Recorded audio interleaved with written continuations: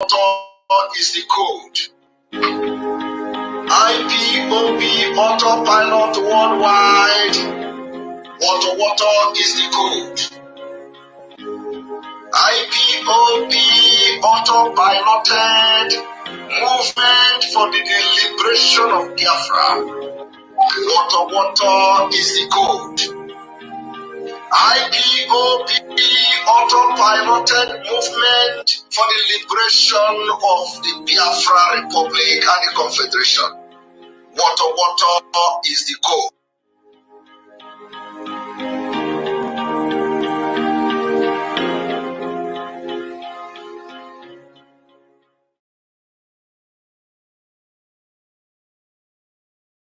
Our God is strength. We are on autopilot, I can assure you, and the precipitous collapse of the zoo is inevitable. Absolutely inevitable. Our God is strength. We are on autopilot, I can assure you, and the precipitous collapse of the zoo is inevitable. IPOB autopilot. Water is the code. IPOB autopilot worldwide. Water is the code. IPOB autopiloted movement for the liberation of Biafra. Water is the code. IPOB autopiloted movement for the liberation of the Biafra Republic and the Confederation. Water is the code.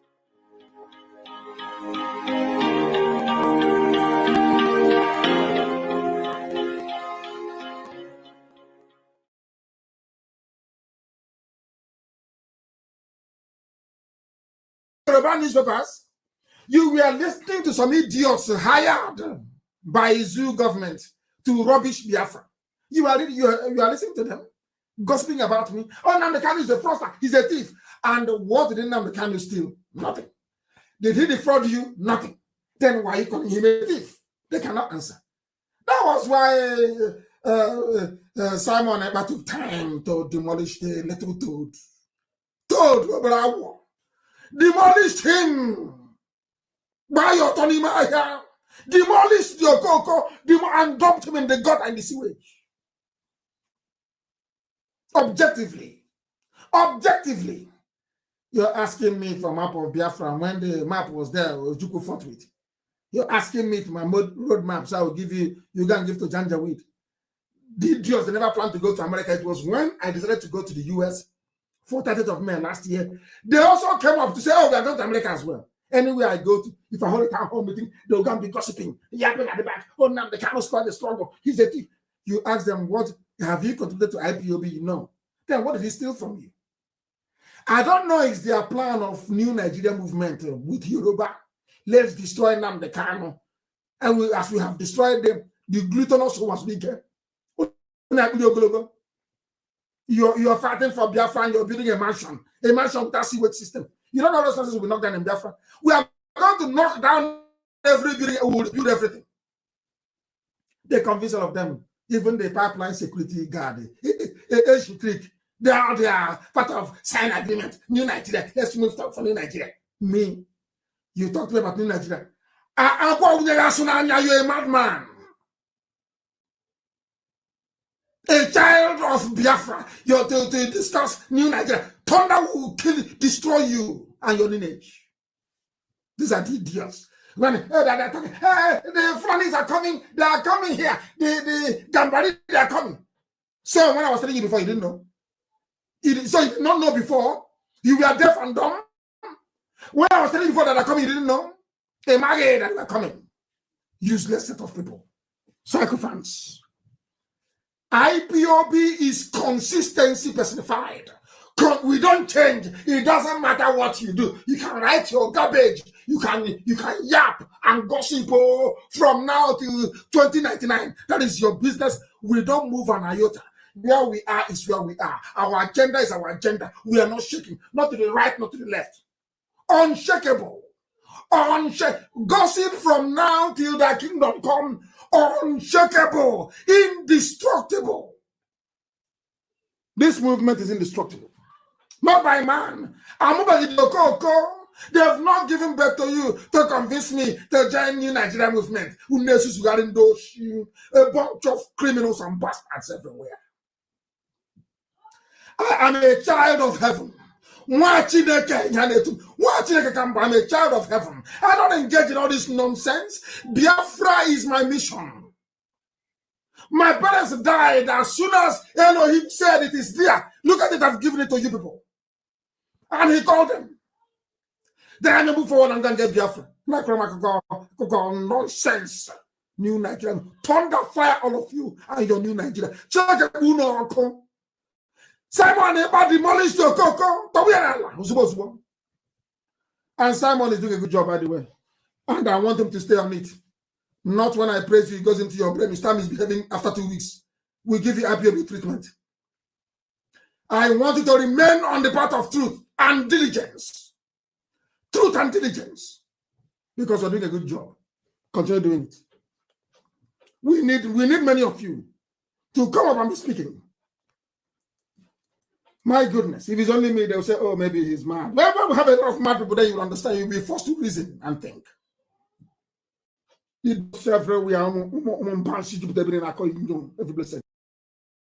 But there is one thing I want all of us to understand this very evening. We are facing a very formidable array of enemies, both external and within. And we are going to overcome each and every one of these obstacles. That I can assure you.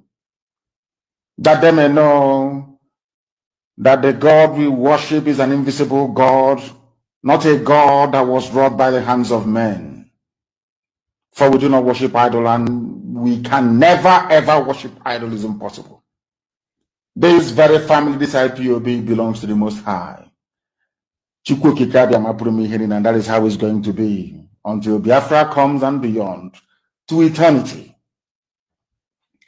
This evening, I want to place it on record that our enemies are intensifying their attack against us from every corner.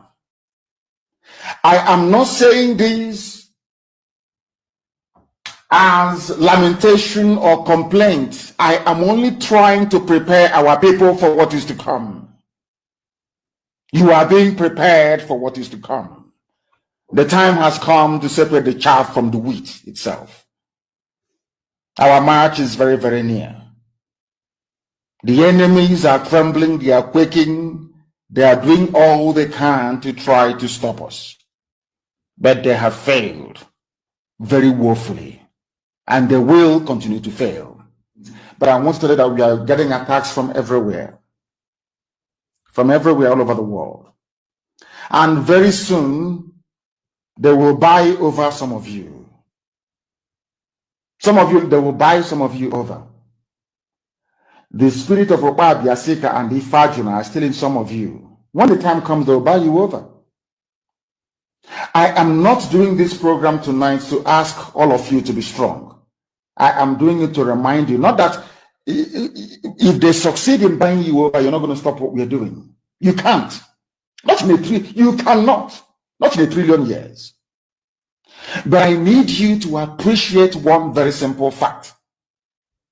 That at the end of this very race, everybody will testify that indeed Chukwuokike Abiama, the same God of Israel, of Abraham, Isaac, and Jacob, the same God of Ehiri in Aguleri, the same God of Umweri, the same God of Ora-Eri, the same God of Owe-Eri, the same God of Arochukwu.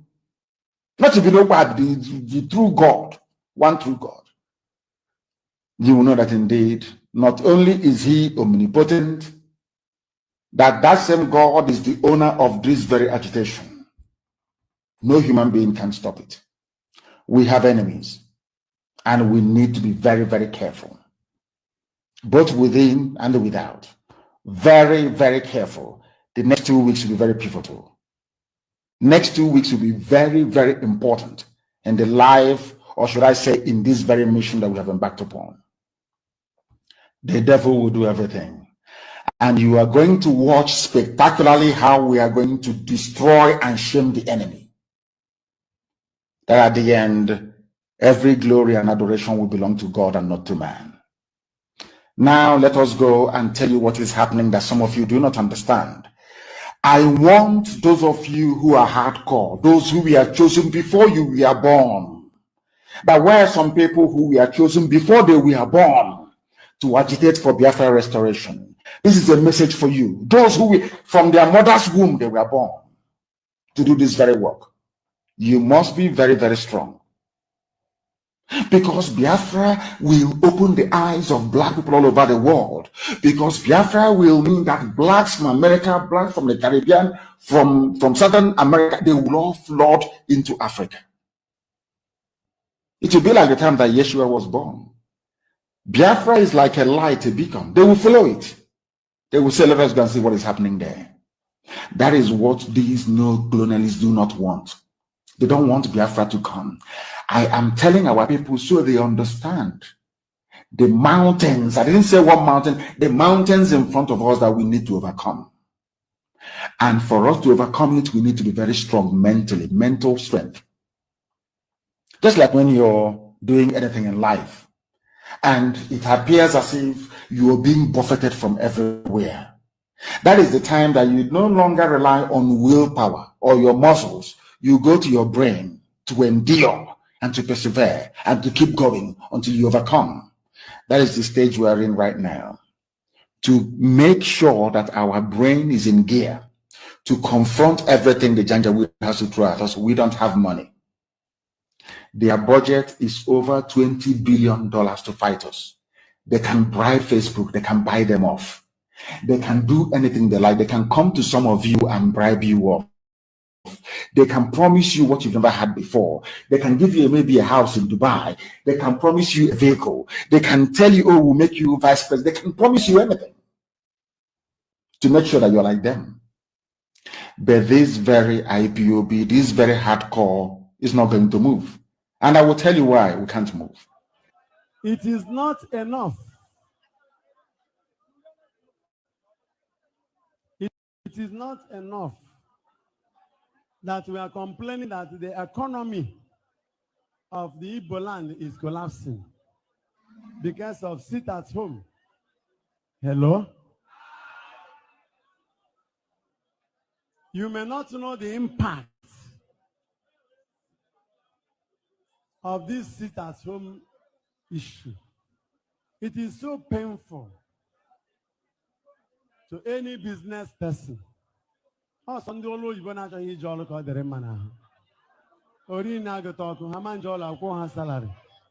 But for people who have businesses, so we have to lift our hands because the secret of that sit at home is the releasing of Nnamdi Kanu. If Nnamdi is free today, sit at home will stop today. So lift your hand. We pray for prisoners. And one of us is in prison. And because of his importance, even the government could not stop sit at home. I say, go to work, go to work. Yet they are in their houses. And if they are about to move, they will use about 20 security vehicles around themselves. So we shall lift our hands to pray. For over 3 years now, this is the year Igbo people have farmed. Listen, for over 3 years now, this is the best year Igbo people had farmed. We are thanking our young men who helped to clear the farms from herdsmen disturbances. God will bless you. You may not know what it means,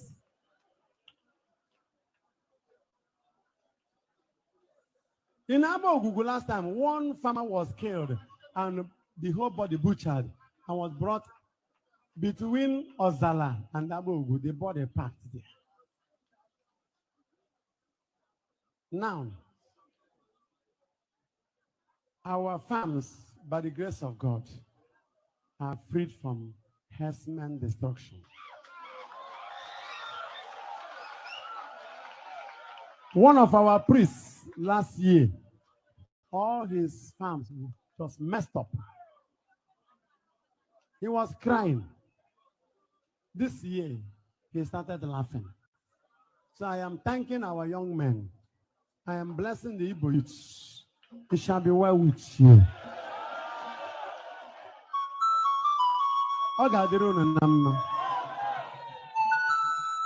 Amen. Ọnụọmata ọgbọrọgbọ ọ dịka ọbọsụkwụ. So anyị wenere Chukwu aka enu taa Good Friday mbọsị nwere onwe ise anyị na-ekpe ekpere maka nwere onwe nke nwanne anyị Nnamdi. O were onwe tata sitachụ ma kwụsata. Enwere onye kwutere n'okwu ọ batara ya na mba. Mụ abụ onye izi dabere ịbịa ka mba. Simon Ekpa wee pịa m ya. Pịa m ya sị na a ga-apịaba mana gọta. N'ọkwa ugwu ka a na-akwanyere m mmechikwa ọnụ zere ha na sitachụ. I went home and meditated on that. It's painful. But it is now a responsibility upon us to pray out that our brother. So I wenere Chukwu aka enu n'isi ya. Ebe ọ bụla ọ nọ ya mara na ụmụnne ya wenere ya aka enu. Ọkwa nsọ nụrụ ude nwanne agba n'ọsọ. Onye nụrụ ude nwanne agba n'ọsọ. Onye nụrụ ude nwanne agba n'ọsọ.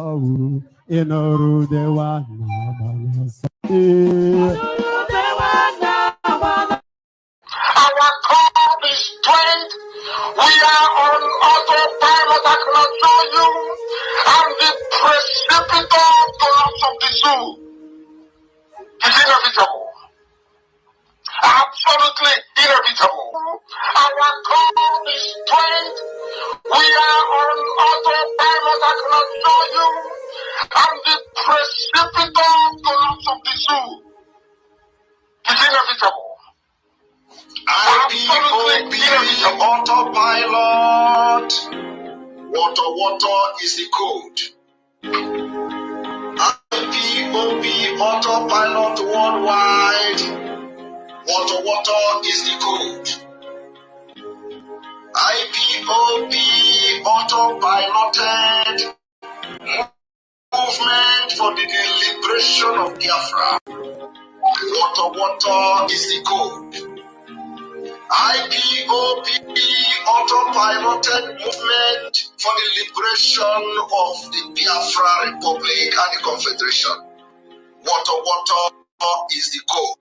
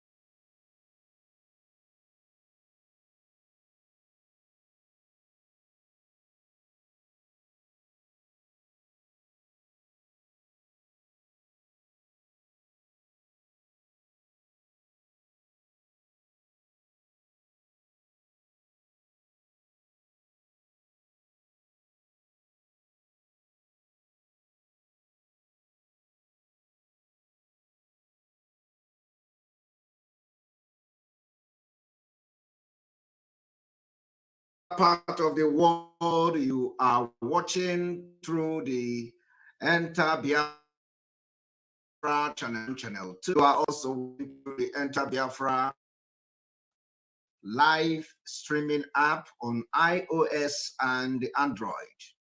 Watching through the Enter Biafra YouTube channel and also on Twitter and Twitch. This evening, we've come again to continue the awareness for the Biafra liberation. I thank you, Biafra people, for staying very resolute, for having maintained the highest level of mental toughness. I thank you, Biafrans, for your encouragement, your prayer, and your support for the liberation of our nation, Biafra Confederation or Biafra Republic, as the case may be. As we continue to forge ahead to the dimension of the liberation of Biafra, we will continue to make progress. I want to inform Biafrans today that we have made progress and will continue to make progress in coming days, weeks, months, until the day that Biafra flag will be hosted, after which the day that Biafra will be redeclared and restored and defended is going to come. I want to inform you today that some of the reason why we are going to continue to increase the volume of water is because it is a direct response to the killings of Biafra people by the Nigeria state. Our self-defense mechanism has been activated, and as time goes on, you are going to see the increase in volume of the liberation of Biafra. I want to inform you today that Biafra will be liberated village by village, town by town, barrack by barrack, city by city, station by station, until we are in total control of Biafra. This liberation of Biafra and for self-defense have started with full fire. We are going to be firing from all cylinders. Although the time we used to cry has come and gone. They have killed us enough. We have cried enough. We are going to fight Nigeria from all angles. We will fight Nigeria from the international community. We will fight Nigeria on ground. We will fight Nigeria physically. We will fight Nigeria spiritually. We are going to fight Nigeria intellectually. We will fight Nigeria otherwise. And I want you to understand that as things stand now, nobody is our enemy from Biafra territory. No politician is our enemy. We want to announce it today. We want to announce today that no politician in Biafra land is our enemy. Those who think that we are enemy, we will settle next year when Biafra has been restored. We do not have enemy. Nobody is our enemy from Biafra land. No politician in Biafra land is our enemy.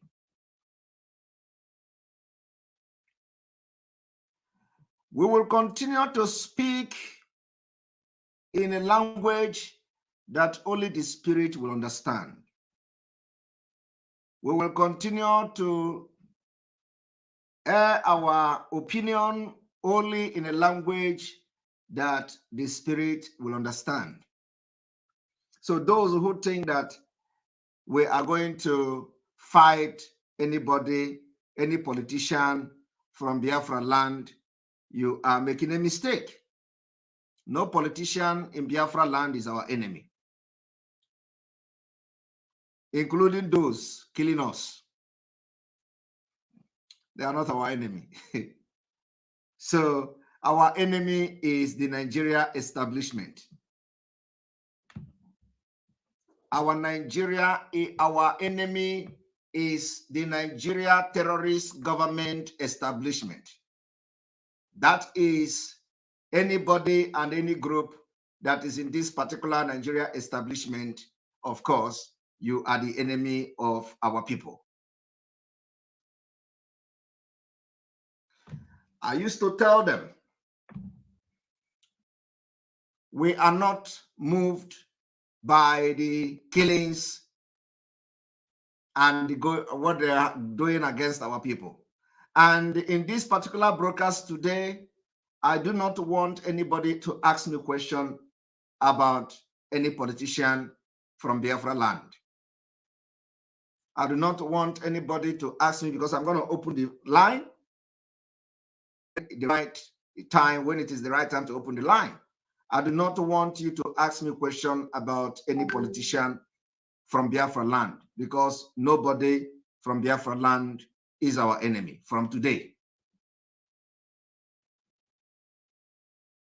From today going forward, no politician in Biafra land is our enemy. The number one enemy we have is the Nigeria establishment.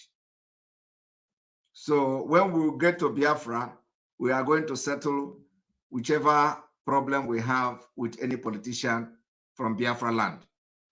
So from tonight, we will not waste our time talking about any politician, be you who. Respect this particular directive and let us pretend as if no politician exists in Biafra land from tonight. They are not our enemies, and we will regard them as not our enemies from this evening. I want all of you to understand that the liberation of Biafra continue to enter from phase to phase, from step to step.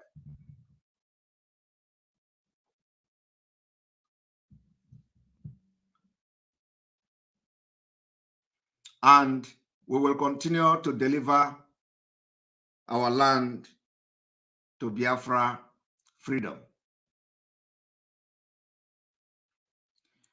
Like I said, those who want to ask me question, don't ask question about the comment I've just made now. Do not ask question about any politician from Biafra land. Just like I said many days ago, many weeks ago, you follow instruction. You follow instruction, follow directives, and let us continue to march forward. And for somebody is asking, why would I make such comment? Are you ready to do something to anybody?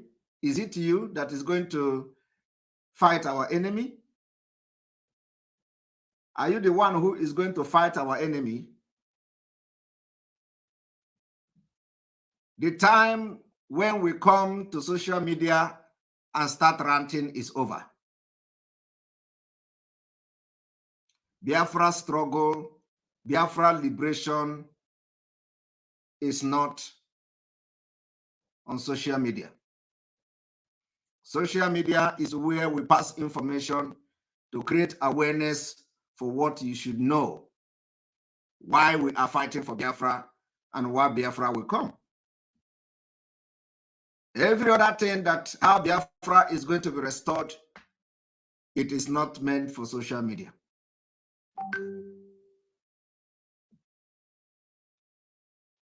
So from tonight, nobody, politician in Biafra land is our enemy. I want you people to understand that sometime when you see somebody who is sleeping with your wife. You enter your home and you see a man, probably your best friend, sleeping with your wife. And instead of your friend to start pulling his guns and machete to start butchering both of them, having caught you red-handed on his matrimonial home, instead of that man to carry gun and machete and start killing both of you, he will go and start making coffee and making tea and serve you the tea. He will go and make food. He will tell you, oh, both of you are having sex. Wow, what a wonderful day. Continue to have this sex. You are not my enemy, and I don't have problem with that. This husband will go to the kitchen, prepare very nice food, while you, both of you, will be sweating in the bedroom. I want you to know that you are not going to eat that food.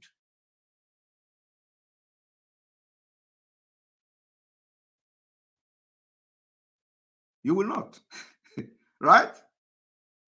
So, but sometime you don't know what is in the man's mind. The man may be, okay, I have come across videos where, you know, in these comedies, you know, these comedies they do in Nigeria, I have come across those comedies where somebody will come. I like you. I did this, and the girl will, the girl, you know, I watched a video one time where somebody approached a woman in the park, and the guy wanted to say something. The woman say, "Oh, what do you want? What do you want? If you want me, just let us go."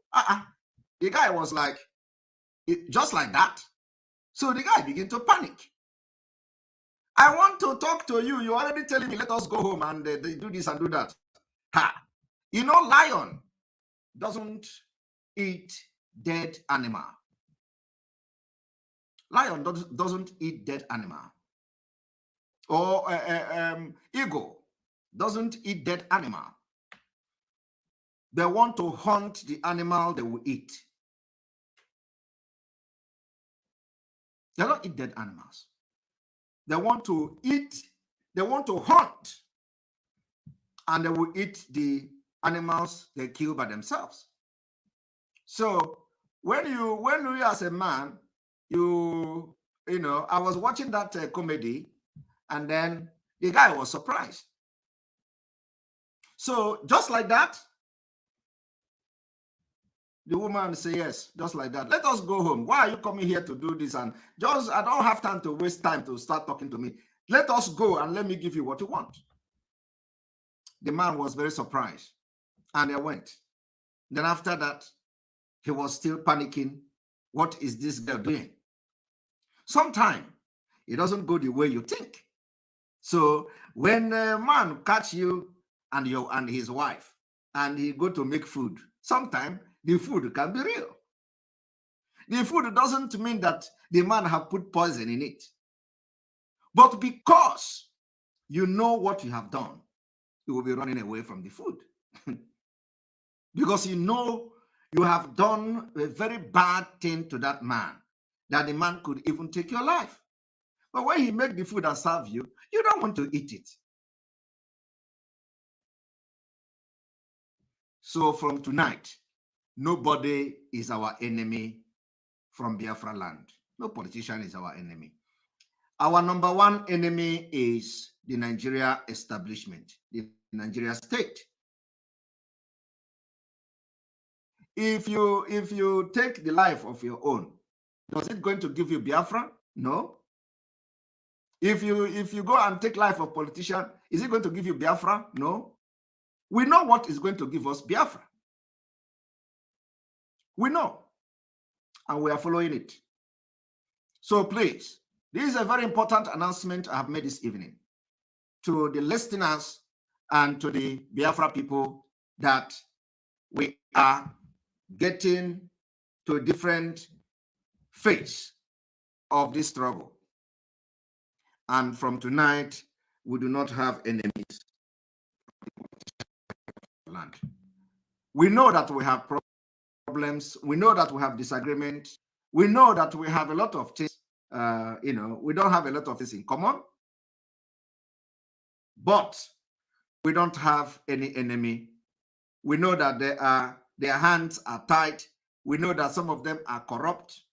We know that some of the position they have taken today is because Nigeria compelled them to take such position.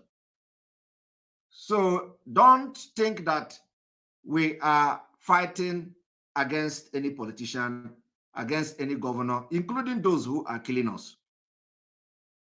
We know how to handle them. So we don't have any enemy. Our enemy now is the Nigeria establishment. And I want to tell you one thing.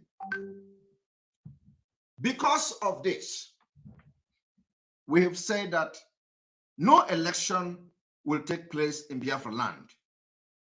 And this is a task that every Biafra must do. We must make sure that the no election in Biafra land is enforced. Completely enforced. It does not matter what it is going to take us. Our enemies are those who carry gun and kill us. Those are our enemies. So anybody that is carrying gun to kill us, we are going to deal with you. We are already out to fight back. We are fighting those who carry gun to kill us. Believe me, Biafrans are now out with arms to fight back. And we are going to fight. We will fight back until the international community will talk about it. And we are going to tell them, give account of how Biafrans has been slaughtered in Nigeria. So if you see where Biafrans are fighting back, make sure you stay safe. I'm telling you, we are not hiding. It is now a liberation time, and we are fighting back. As we struggle for self-defense to defend our land. Now, everything that is going to be happening, Biafra people must make sure they know the rule of engagement. Don't harm those who don't harm you. Don't harm anybody who don't harm you. Don't harm people who are vulnerable. Do not harm anybody who don't harm you. We are going after those who are killing us.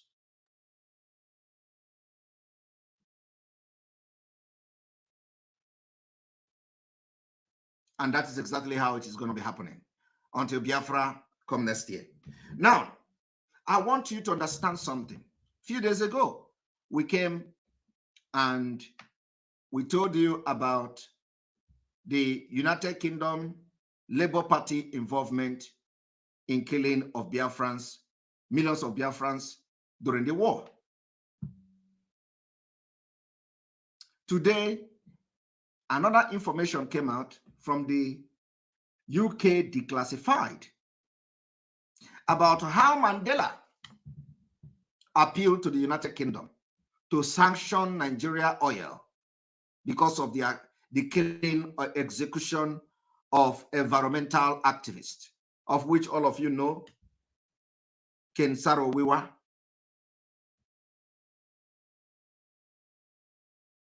all of them, those who were executed and killed by the Fulani military government. We can never forget that. A lot of impunity has been committed against Biafra people, and we can never forget. We told them, this generation of Biafra, we are on a revenge mission. We are going to revenge the death of over 3 million Biafrans. I am telling you the fact. There is no military aircraft that is going to stop this earthquake from hitting Nigeria. You know, we told them that the day we are going to march, they will know that they have been attacking wrong people. The day we are going to march, they are going to ask, where are these people from? The day we are going to march, you will know how prepared we are. You know, one thing is that, you see, when you look at all these criminals who are now shouting one Nigeria against what Mazi Nnamdi Kanu have done, against those who have paid with their life in this struggle. Even when some of us were still one Nigeria, when you look at them today, they tell you, how is it possible that this guy is coming to deceive Biafrans, that Biafra will come next year? Because these are illiterate. These are people who don't have strategy. I listened to one of them. You know, one thing is that one of the one they call Rabal Chas. The one they call Rabal Chas. Rabal Chas has spoken to me only once in this whole struggle, only once. What he does now is to go from one person to another, gossiping about Simon Ekpa. That Simon Ekpa don't have plan for Biafra. And one thing he don't know is that there is nothing he have discussed with anybody that I don't have it. You see, when I say, even your wife will send me your audio, they don't even believe me. They don't understand. They don't understand. And I know he is listening to me. He's probably going to be shocked. Everybody Rabbi Charles have talked to, I have every information. So maybe after this comment this night, he will stop gossiping with Simon Ekpa.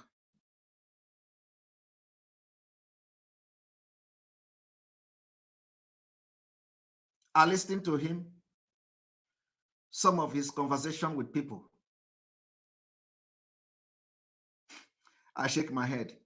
A man who have never spoken with me only once. And when after speaking with me, he ran for his life. He ran away. He never did again. But you know, when those saga was going on, they said Rabbi Charles is talking with me. They said Rabbi Charles is giving me information and all that. Rabbi Charles never spoke with me for once, until only one time he spoke with me. And he wants me to start giving him information.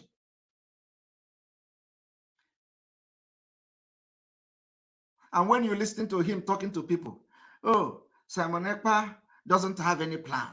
If Mazi Nnamdi cannot come out, he will shoot Simon Ekpa. He will do this and do that. You know, before I pick on somebody, you know that my ear is already full. I don't pick on people very easily. But I have just given him a tip of the iceberg. He can continue to gossip with my name. He claimed he is the royal father of Ihala. He claimed he owned the entire Ihala. And all the people that they are giving a chieftaincy in Ihala, it is him and his family that is crowning everybody in Ihala. Simon Ekpa is a nobody. Well, you can be crowning people in Ihala, but you're not crowning people in Biafra struggle. So I am not Anwana Tata. When you look down, I will surprise you. And I know this comment I'm making on Rabbi Charles today will shock him. I have passed the stage of looking at those that we have left behind. The reason why I'm making this comment is to warn Rabbi Charles. The very last time you are going to gossip with my name, it doesn't matter what you think you are and what you think you are doing. Me pegi film, you put it on him.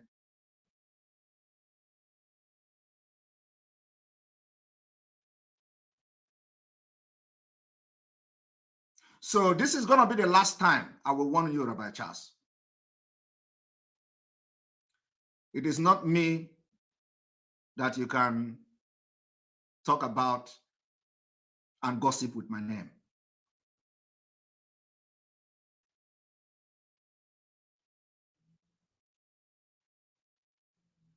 I have always told everybody, if you want to face Simon Ekpa, you ask question first.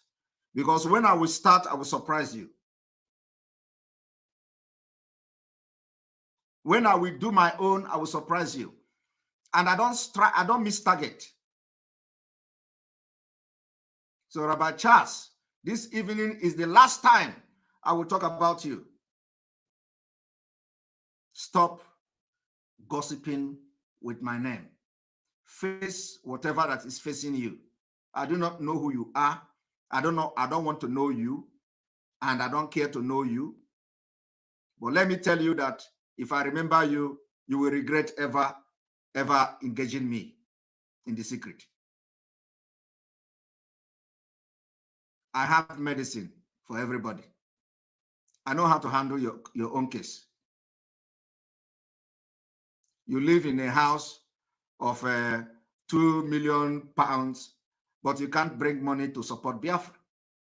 You live in a house of 100 million pounds, but you can't bring shishi to support Mazen Amdekan and Biafra. I don't know, you know. So I want you to just mind your business from tonight. From tonight. I don't warn twice. This is the first time I'm warning you, and this will be the last time.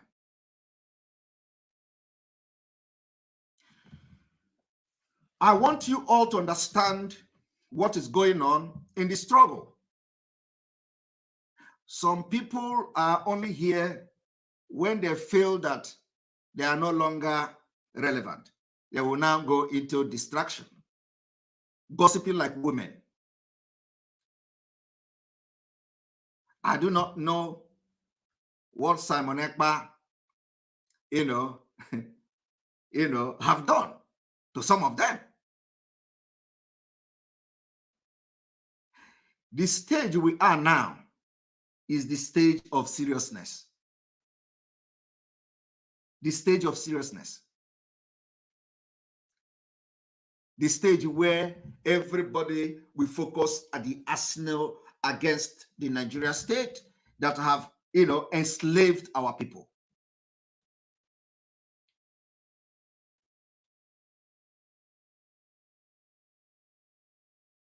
But I'm not the one you are going to use and shine.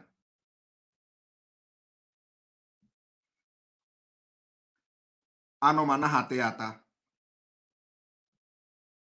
Isi emunite. Abomese siye. You get sigidanum before you cannot eat my meat.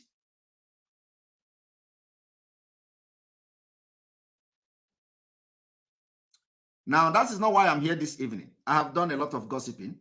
Now we go straight to the point.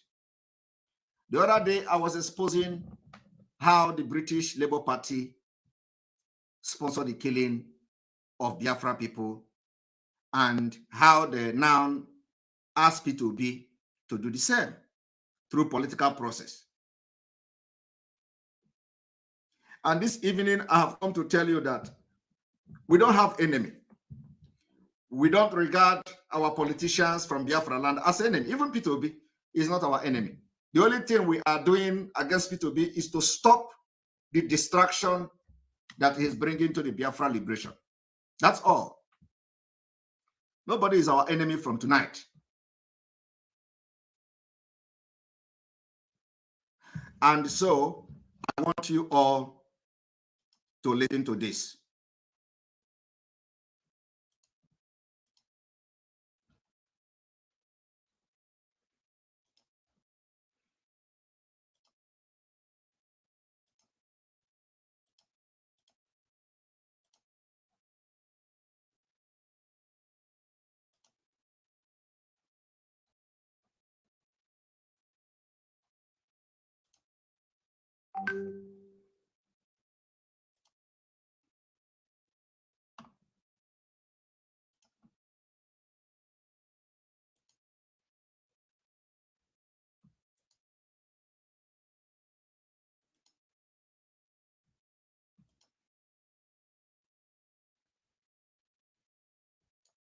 So technically, to start with, that's already a disadvantage. You can't compare what the rest of Nigeria wants with what Biafra wants, and it's okay, majority of Nigerians. Do you understand what I'm saying? It's like when the Scotland wanted to do a referendum, it wasn't the whole UK that they had to pull and say, do you want the referendum for Scotland or not? No, it's the Scottish that wanted the referendum. And Prince AG, you are right. It is not all women that gossip. I agree with you. And but you know, when we say women, we are not just. It is not about gender equality. You know, it is not about gender equality. It is about African thing. It has nothing to do with gender equality. So when we say women gossip, does not mean that it has to do with gender equality. It has nothing to do with gender equality. Gossiping is not a measure of gender equality and equity or whatever, however you want to put it. It has nothing to do with gender equality. The point is that women gossip. That is the fact. And it has nothing to do with gender equality. They were the ones that we are looking at. So it's a little bit, I don't think it's fair to say, okay, well, majority of Nigerians don't want a referendum. Yeah, majority of Nigerians are not Biafrans. Let me just share this with you. This is from Must Fix Niger, and then I will go to you, Governor. The legacy is a bigger marginalization of the region. The region suffers total collapse of federal infrastructures. Power should be devolved. That's what We Must Fix Niger says. You say what, Governor? Yeah, it's infamous. This is if you look at what everybody's saying here, it boils down to what I said before. Because you have a failed state called Nigeria, because listen to P2B. P2B said, because you have a failed state called Nigeria. So P2B recognized that there is a failed state, and that failed state is called Nigeria. P2B also recognized that P2B, was part of the leadership that have put Nigeria into a failed state. I want you to listen to it. Because the leaders does not be fair. All of us who are leaders, because I'm part of the leaders, have failed to deliver to the people. Is why where we are today. You didn't hear that? All of us who are leaders, including myself, P2B, have failed the people. And that is why we are where we are today. The same P2B who also contributed to the failing and the collapse of Nigeria is now telling you about how it is going to, change Nigeria to become a London. P2B submitted ordinary certificate, secondary school certificate, okay? And I don't know how a secondary school certificate will now become the person that knows about GDP. Are you not aware that P2B submitted ordinary certificate? And he is now admitting to you that Nigeria is a failed state, and that the entire leader, including himself, P2B, contributed to the failing of Nigeria. But today, he is telling you, deceiving you, that he is going to make Nigeria a better country. No, let us go back and listen to it, because, sometimes you need to do something again and again. Let us listen to it.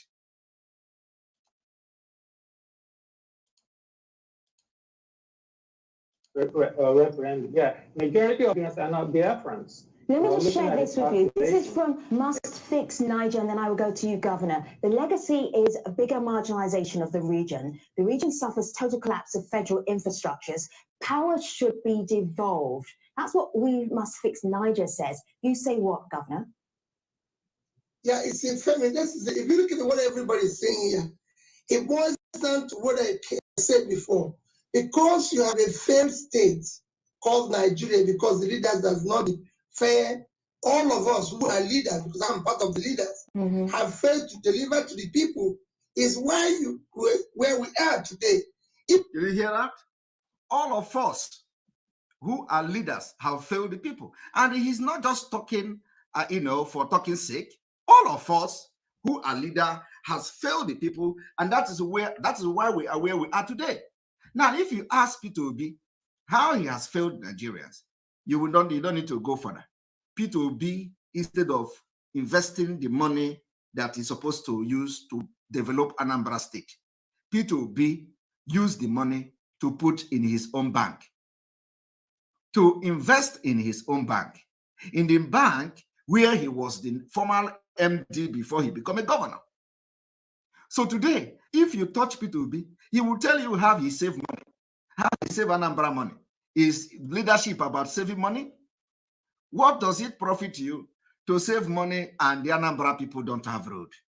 What does it profit you to save money and Anambra don't have hospital?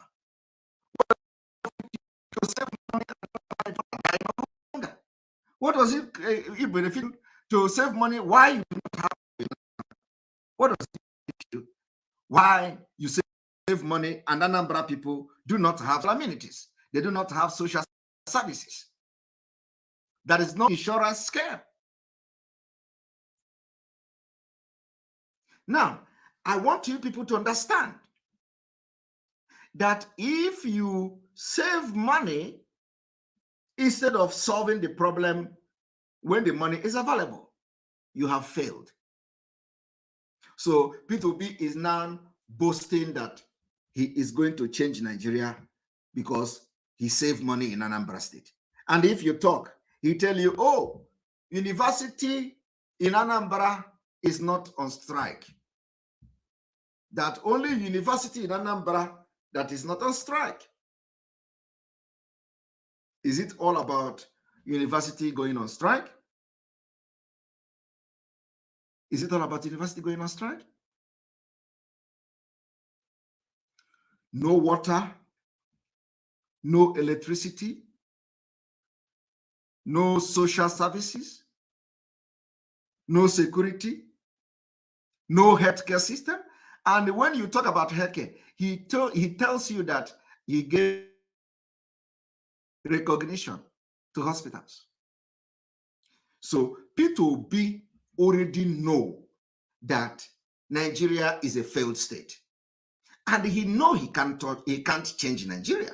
But because he is on a mission assigned to him by the British government,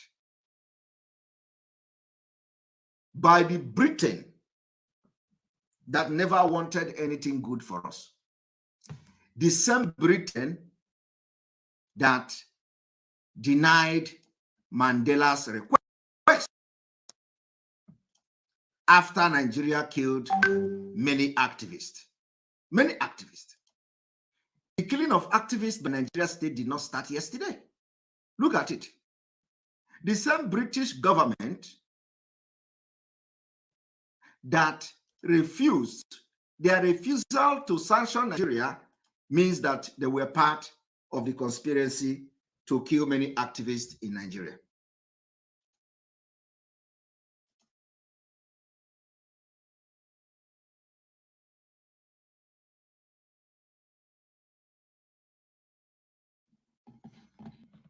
Moment.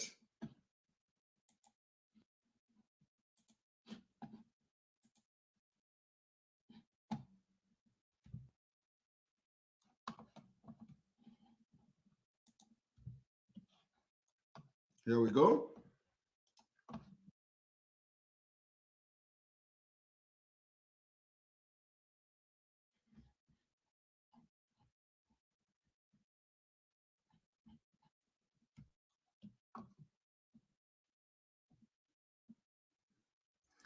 So do you understand what I mean? Peter Obi knows that he cannot change Nigeria. Peter Obi knows that Nigeria has collapsed. Peter Obi knows that Nigeria is a failed state. And he knows that he cannot fix Nigeria. But what is he doing? He has come out to carry the assignment of the Biafra to fight against Biafra. And the people you see supporting P2B, some of them don't even have profile. Go to social media. I have exposed some of them today on Twitter. They don't have names. It is the same people following the criminals in IPOB, those criminals that we have expelled. These are the kind of people that are supporting P2B. They don't have name. They don't have identity. They just come, post P2B, support P2B, and all that. They don't have names. You can't see some of them. You can't see Okechukwu. They answer all these kind of stupid names that doesn't exist. Cash, like the one I posted today on Twitter. Well, some part of the name really Cash. 419 people, Yahoo people. Now, I want us to go back again. The reason why P2B, the same United Kingdom, who now want P2B to go and contest other Labour Party, they rejected Nelson Mandela's request and appeal to sanction Nigeria. As you can see, Britain removed Nelson Mandela's appeal for oil sanction against Nigeria after it executed environmentalists. All the people that they executed, Mandela appealed to Nigeria, appealed to the United Kingdom to sanction Nigeria. United Kingdom refused. And this, their refusal, means that they are part, and they were part of the execution of this environmentalist. The British government rejected Nelson Mandela's personal appeal to impose oil sanction on Nigeria after its military regime executed 9 environmental activists in 1995, as it wanted to protect oil company Shell's commercial interest. Newly declassified file revealed. I want you people to understand the evil of the British government. And of course, we hope that now there are new breed and new blood in the British government. But of course, you know, they are being controlled by Queen, the late Queen, who will probably be heading to hellfire. I want you people to understand that millions of Biafran children were killed and the Queen supervised it. Nelson Mandela wanted an oil embargo on Nigeria military regime in 1995. The British file revealed under the country declassification rules shows that UK officials sought to take some of the heat out of sanctions debate that raged after the hanging of Kensaro Wiwa and 8 other members of Nigeria Ogoni community. The same thing they are doing today, they have not changed. They have not changed. They have not changed. But let me tell you, this generation of Biafra people, this our generation, we will show them pepper. Let me tell you, we are going to show them pepper. Kensaro Wiwa had led a non-violent protest campaign against pollution by Anglo-Dutch company Shell and other energy firms in the oil-rich Niger Delta.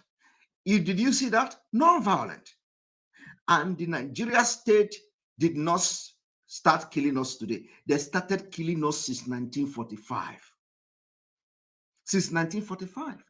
If you protest, they kill you. And in 2020, it happens again. They shoot dead Nigerians protesting at Lekki toll gate. They kill them. Nothing has changed. The more the Nigeria state stay, the more deadly they become. And let me tell you, today, I am very, very proud to be part of this Biafra movement that now pick up arms to fight back. Yes. Nigeria have killed non-violent groups from time immemorial. They don't allow you to protest anything against them. just like what the criminals are doing. Today I have joined them. The so-called Ogoni 9 were executed on 10 November 1995, following a military tribunal that was condemned internationally. Condemned internationally. Following a military tribunal that was condemned internationally. They condemned them internationally, yet nothing was done. Yet nothing was done. Not even the oil embargo that Mandela was fronting. Not ordinary oil embargo. No, because it was a direct threat and attack to the British money. And of course, that is where they make their living. Yet, you don't even have ordinary visa free to United Kingdom. The killing of these Ogoni, our brothers, condemned internationally. It is only condemnation. Only condemnation. Ordinary condemnation. Okwagola. Today, Kensaro Wiwa is no more. Kensaro Wiwa is no more. And they have forgotten him. He is one of those who paid Nigeria price. Only they are remembered only when we talk about them. Nigeria don't remember them. In America, those who were killed, there's at least after many years, they come to recognize them. They come to recognize, oh, these people fought. Their fight was real. Now finally we have come to validate their fight. And let us see how to make peace. No. Nigeria killed them. After international condemnation, nothing has happened till today to their families. Their families are now probably wallowing in poverty in Niger Delta. You see why we have learned from what happened to our people in the past. And we can never allow the same mistake to repeat. That is why we are fighting back. Because, every year they kill us. Every year they kill us. You protest, they kill you. You do this, they kill you. And nobody's talking. It didn't start today. It has been there. British establishment. British company. It has been there. They don't have regard to human life in Biafra land. But they have regard to your oil. They have regard to our natural resources. They value it. They pamper our natural resources, but they don't pamper your life. They have nothing to do with you. You are a monkey to them. In fact, monkey even have value. Because in the United Kingdom, you can't kill a monkey. Are you aware of that? In fact, you can't even sell a monkey. Are you aware of that? Do you know that in United Kingdom, you cannot sell a monkey? You can't sell a monkey. Who won't buy a monkey? And not only sell, in the United Kingdom, you cannot kill pigeon. Pigeon. Do you know the pigeon? The pigeon, the bird that is flying in Trafalgar Square. If that's what I'm saying, Trafalgar Square. Carry what is it? The weapon, the rubber weapon or whatever, and kill the bird in Trafalgar Square.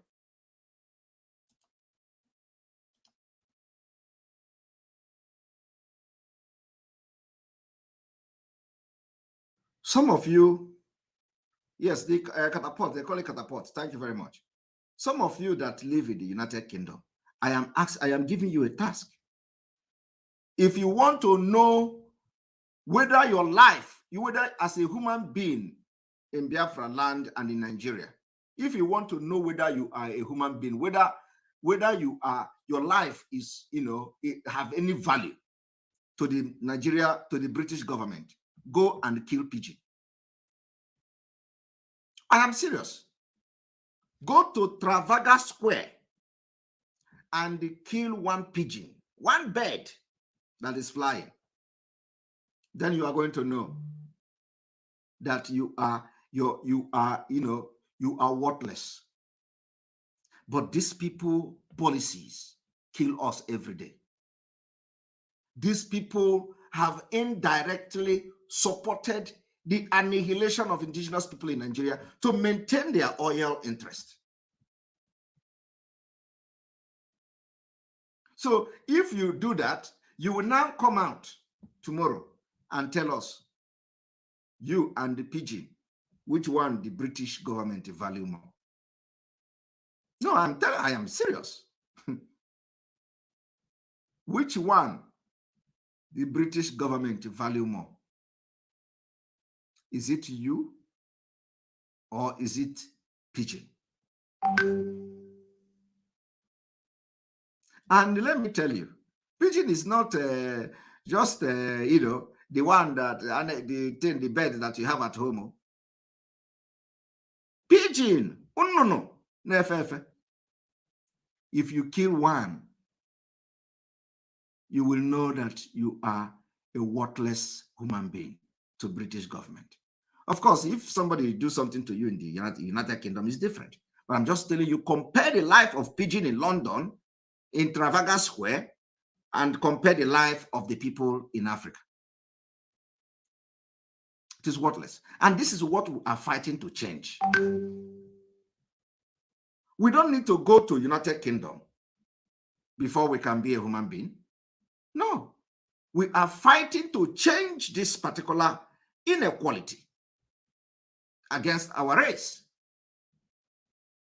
We are fighting to tell them that we can handle our affairs by ourselves. The British government cannot even stand the European Union. They feel they are too smart. Anything that doesn't benefit them, no, they are not part of it. They came to EU, they joined EU, we shower them love. What did they do? They betrayed the European Union. They left. Because there is oil in Nigeria. It is not their land. It is our land. They came with guns to overpower us.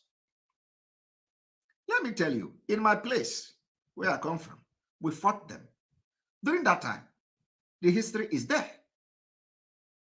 We fought them tooth to tooth. In fact, we defeated them. I am telling you, my grandfather defeated them. He has his own armies. We defeated them.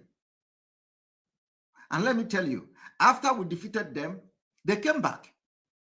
They came back well armed. I'm going to share a story that will shock some of you today. When these people came, we fought them and we defeated them. And they went back and reinforced. When they came, we saw that they were well armed. And you know what they did?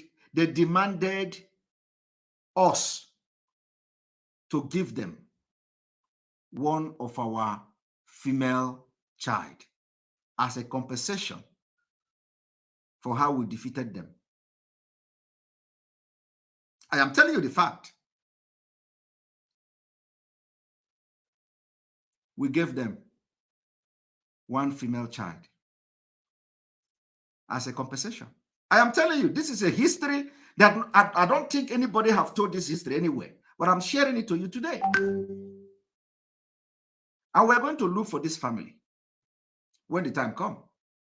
We gave British our female child as a compensation for having defeated them the first time they came.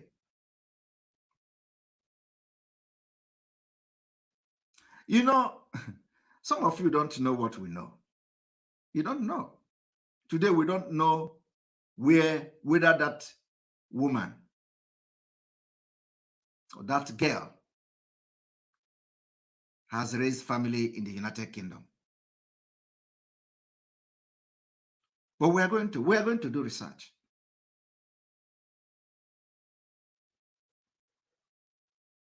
We are going to do research and we're going to find her. We are going to locate her lineage. I am telling you the fact. You people don't know what we are going to do when Biafra come. We are going to do many things because there are history that we have not told anybody. But what I'm telling you today is a pure history.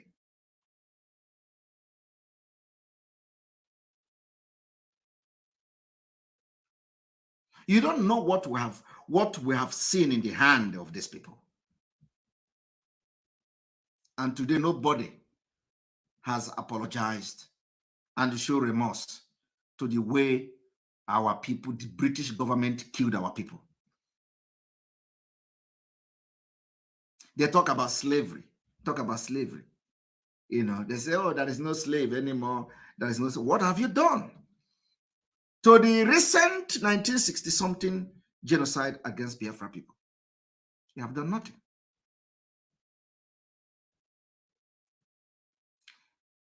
Our heart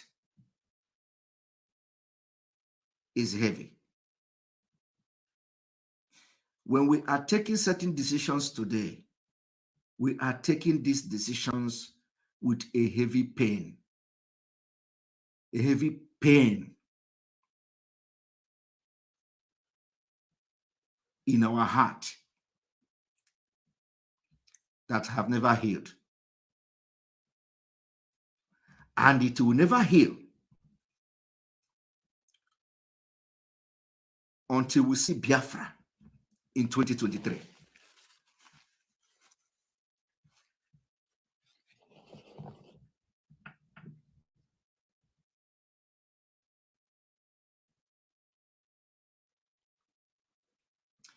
Some of us, we will teach Nigeria a lesson. This fight will end in a very historic way. Nigeria will end in a very historic way. Go and mark my words today.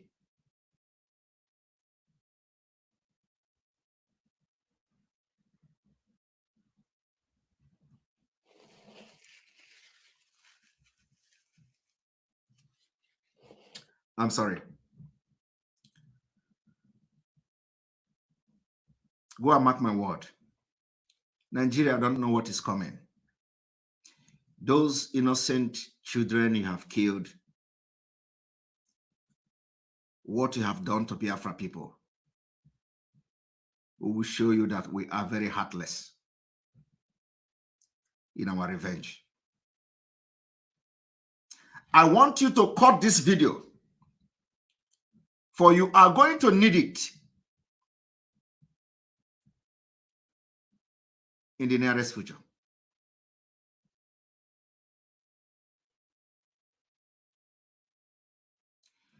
You can't stop us by killing us. You can't.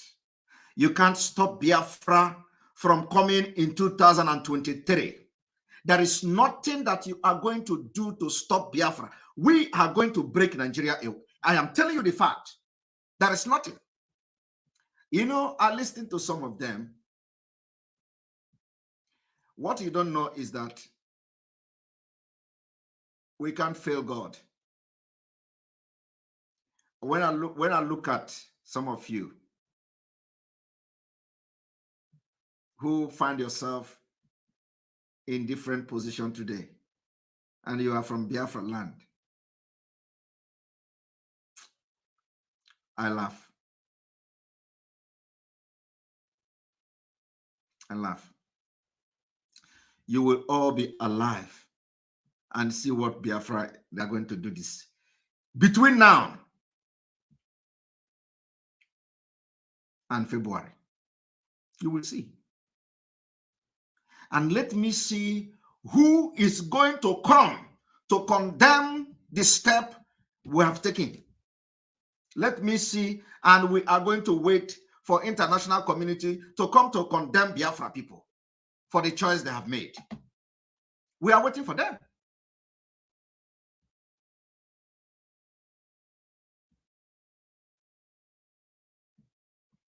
We are waiting for them. But let me tell you, you don't know, some time ago on this broadcast, I said, instead Biafra will not come, I will turn to a beast.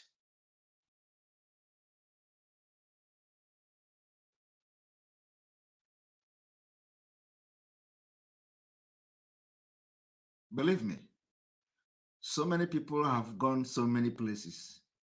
They have gone very deep in making consultation. They come to tell me stories of what they have gone, where they have gone to make consultations. I look at them and laugh. Nobody brought me to Biafra struggle. I came at the time God asked me to come. I came to the Biafra struggle at a time that is just right for me to come. There are many of me. There are many of Mazi Nnamdi Kanu. You can't stop what is coming. Not your guns and bullets can stop this earthquake that will befall Nigeria in very short time. God began to speak to me about Biafra, and I'm worried. I stopped somewhere last month, and I'm going to throw a little light on another one. And I pray that the authority concerned should listen to me. And it's a statement. Dialogue now, so that you should not be knocking the door for dialogue and there's no dialogue. That's what God told me. I keep saying it. I said there is a spirit in this young man. It is bigger than what physical eye can see. I'm not an Igbo man, I'm a Yoruba man, but I'm speaking as a prophet. I said, what I see in this young man is bigger than him. You see, the man, the small boy that they call him, what is inside him is bigger. It's not just an ideology, it's bigger. I said, I see an animal. Which animal did I tell you last time? Huh? I said what? A what? A what? A small puppy. And I say, I see a small puppy going forward.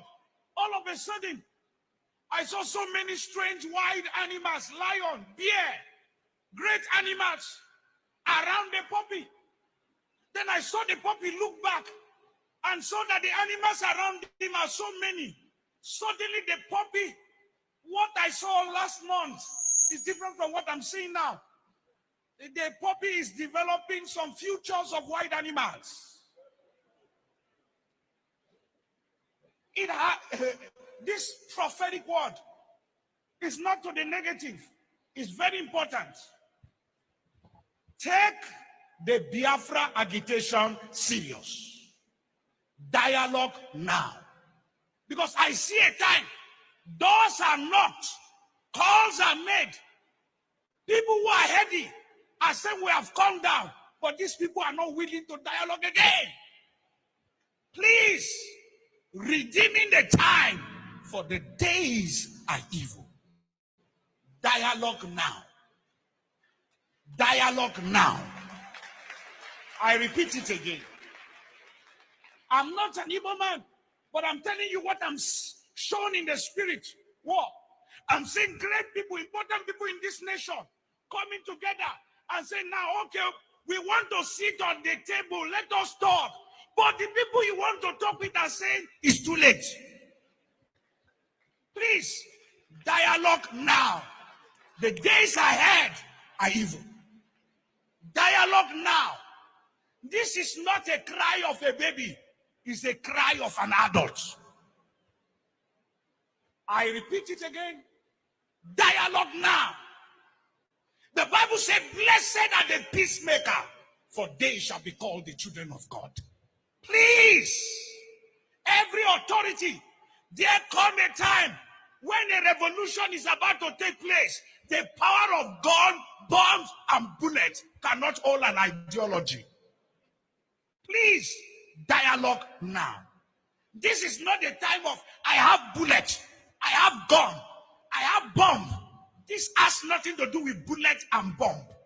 If you know what I'm seeing in the realm of the spirit, everyone in federal authority should take the Biafra agitation serious.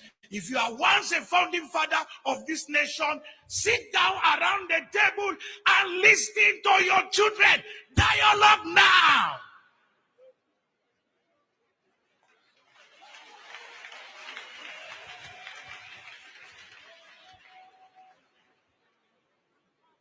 This is not the time to arrest anybody. It's the time to hear the cry of the people. Dialogue now. Because he's going to be the last resultant solution at the end. But when you are asking, when the king comes down from his throne and he's saying, I'm ready to talk, and everybody is throwing stone at you, then you will know that it is important to dialogue with honor and prestige and go out and there is peace in the land. Our God is strength. We are on autopilot, I can assure you. And the precipitous collapse of the zoo is inevitable. Absolutely inevitable. Our God is strength. We are on autopilot, I can assure you.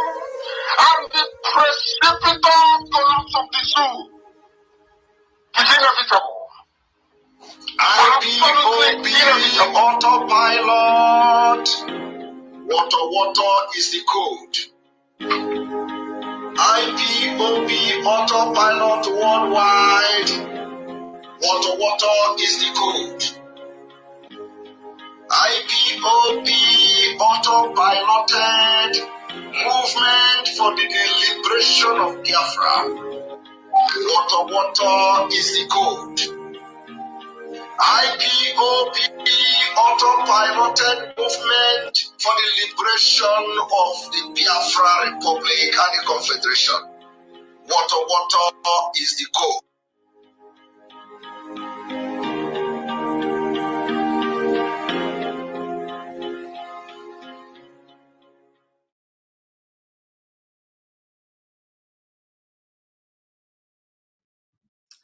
Thank you. You're welcome back. We have to continue. Tomorrow or today, depending on where you're watching from, we're having the Eastern Security Network mega fundraising. Fundraising is that you must be part of this particular fundraising. Register your name and the name of your family in this Biafra liberation. You know that last month, the month of September, because where I am now, we are already on the first day of October. We had only one emergency fundraising for the ESN in the month of September. So in the month of October, we are having a mega fundraising for the Eastern Security Network. So we're expecting, a complete turnout of Biafra people worldwide. If you do not want your identity or you don't want to be part of the fundraising, you can contact any of the numbers on the screen or any of the numbers that any of the team.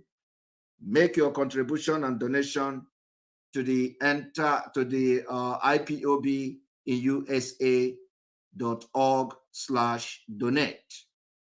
And you can inform any of the media team of your contribution or your donation, and we can announce it anonymously if you do not want your name to be mentioned. It is very important that everybody participate in this particular fundraising. Very, very important. And then we are going to have another fundraising probably in the either the last weekend, the last Saturday, as the case may be. The date will be made known. So it is very, very important that you all come out in your numbers to be part of this particular mega fundraising for the Eastern Security Network.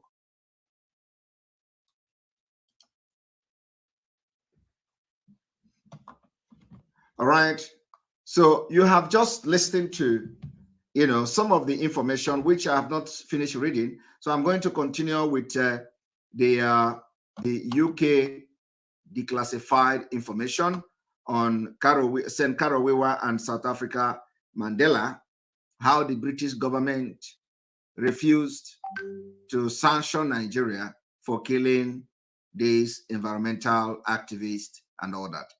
The sad story is that these people died while fighting for one Nigeria.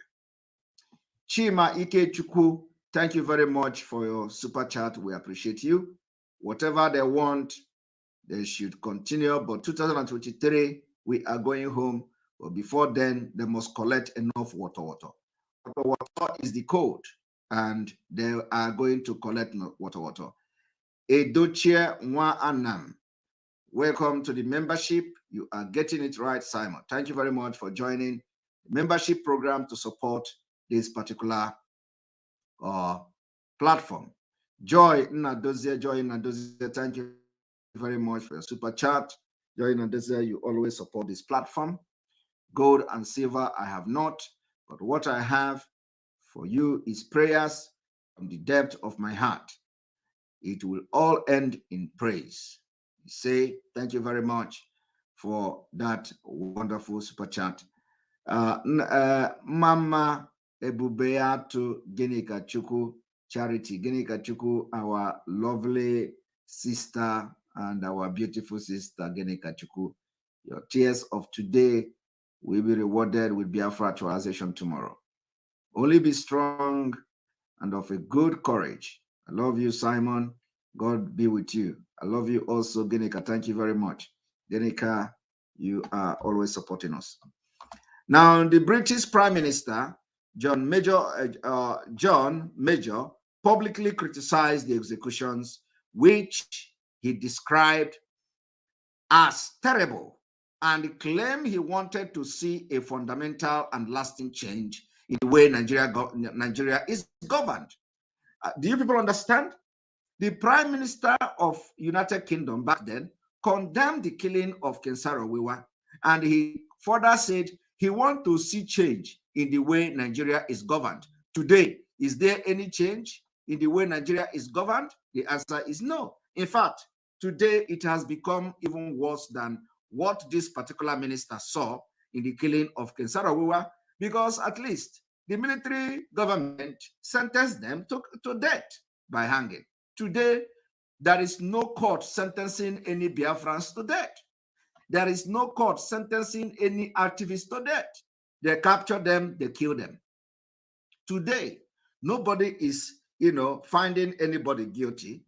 The judge is the Nigeria Terrorist Army. The judge is the Nigeria DSS. The judge is the Nigeria police at checkpoint. Those who carry gun at the checkpoint, they abduct our people and they will never come back to their families. They become judge. Today, the situation is worse than the British Prime Minister saw it in 1995. Today, there is no court pronouncing anybody to death by either hanging or firing squad. Your judgment is right there at the military checkpoint. Your judgment is right there at the point of contact with the Nigeria terrorist state. And that is why we are fighting them back now. Because we cannot continue to pay the price of one Nigeria and wait after many years for people to have what they call declassified information and revealing it to the public. We have come to change the narrative and, of course, restore our freedom. We have come to do something differently. That is why Biafra people have now picked up arms to fight back. And we are going to fight back. Nobody is going to stop us from fighting back. We're already fighting back. The only thing we are going to do is to increase the volume of this fight. And those who will criticize the method we have chosen to fight those who kill us for self-defense. Don't worry. Don't worry. You will understand very soon. You know, we are not going to be making noise. They say we have been making noise, there is no action, you know, we have been talking, there is no action. Don't worry. We are all here. We have only less than 150 days to their so-called general election. We will see how you are going to conduct election in Biafra land. Let me tell you, for those who would say, oh, like when you see all these criminals, they say, oh, you want to stop a democratic process. I read what they call think tank group, whatever, Igbo think tank. I don't even want to be talking about those people. I want to make it very clear to Igbo think tank group or whatever they call them. They say there is IPOB autopilot owned by Simon Ekpa. Simon Ekpa don't own any group. No individual own Biafra. Biafra people only ask me to be a spokesman, and that I'm doing very well. So anybody from any angle telling you Simon Ekpa own any group, the person is a very big idiot. So to the Igbo think tank group, I don't own any group. And I am not a leader of any group. I am a spokesperson for Biafra. And any day you embrace Biafra, I become your spokesperson until next year, 2023, when Biafra will come. So for them to address autopilot as a group owned by Simon Ekpa is just below the belt. And let me also inform them, IPOB doesn't have faction. We are not two. They say IPOB, the one that is with the criminal Chike Dozier, is in line with their election. Chike Dozier don't have any IPOB. There is nothing like IPOB under Chike Dozier. But of course, I understand that the bird of the same feather flock together. So you can be acknowledging Chike Dozier criminals because all of you are the same thing, corrupt people, criminals. So you can, I am not surprised, but you cannot align with us. They say that the criminal Chike Dozier have aligned with the Nigeria government to have election. So we're not surprised. These are people that we have expelled from Biafra struggle. But you can't align with us, and we can't align with you because we're not corrupt. We're not corrupt. And that is exactly the way it is. And let me tell you people, there is a group. A lot of things has been happening for the past few days. And I really don't want anybody to disturb me. The group of autopilot worldwide. A lot of people making voice note, this, that, accusing Pastor Rose of working with expelled former IPOB, one leader like that, and all that. And they are using this thing to disturb me. Everybody is calling me. Oh, Simon, look into this autopilot group worldwide. Look into this auto this. Look into this auto that. Why should I look into autopilot worldwide? What is autopilot worldwide? I have told them, I have instructed the admin, if anybody don't do what you like, remove them. We don't have time for nonsense. The autopilot worldwide group is a place where you go and share information and get information. Every day, everyone is calling me. Do this and do that. I don't have time for that. And let me tell you, we are not here to build groups. We are not here to form a forum. We are not here for any WhatsApp grouping and this and that. We don't have time for those nonsense. We are here to focus. So nobody from tonight should contact me again about autopilot, worldwide, whatever forum. If you contact me, I will block you. The instruction has been given. Whoever that is admin in the forum, if you don't like what somebody is doing, then remove the person. And if the person contacts you privately, block the person. Because some of the people that are there are only looking for a way to blackmail the autopilot. And that's all. And we cannot give such room to them. Anybody who feels there is something that the person wants to know, he should come to us.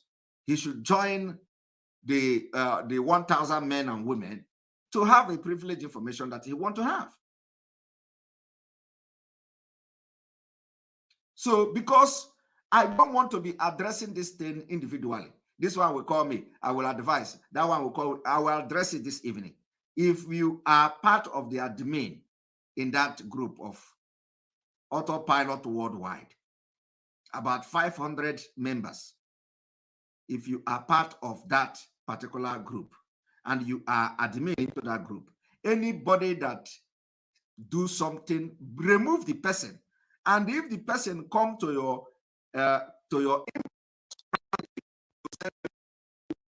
or to say why you're reporting, the where we are now for gossips, and nobody should contact me again because there are a lot of things I'm doing. For the past few days now, I have not been coming live. You think I like it? Because whenever I finish, it is already late. So I cannot be using the time that I don't have to be settling a side talk of Biafra, of IPOB Autopilot Worldwide, a group. What kind of nonsense is that? We don't need distraction this time around. My torchlight is on Nigeria State. And for all those people that are causing this problem in that group, and their idea is that, to fight autopilot and to close it. We're not going to close. A lot of people have said close the group. We're not going to close that group. But what I'm telling you today is that anybody, they say, oh, if you ask question, they remove you. That is the same thing the criminals have done. What question are you asking? If you have question, call me now and ask the question. And if it is a sensitive question, go and join the autopilot, the 1,000 men and women, and be paying your money there so that you have privileged information that other people don't have. As simple as that. But if you are joining any autopilot group to start constituting nuisance, you are going to be kicked out. So, and if the admin of those groups don't kick you out, that is their business. So nobody should contact me. And if you kick anybody out, the person contact you privately and start making audio. Let them make audio. Let them make audio. They will make audio and get tired. Pastor Rose has been attacked and she's crying.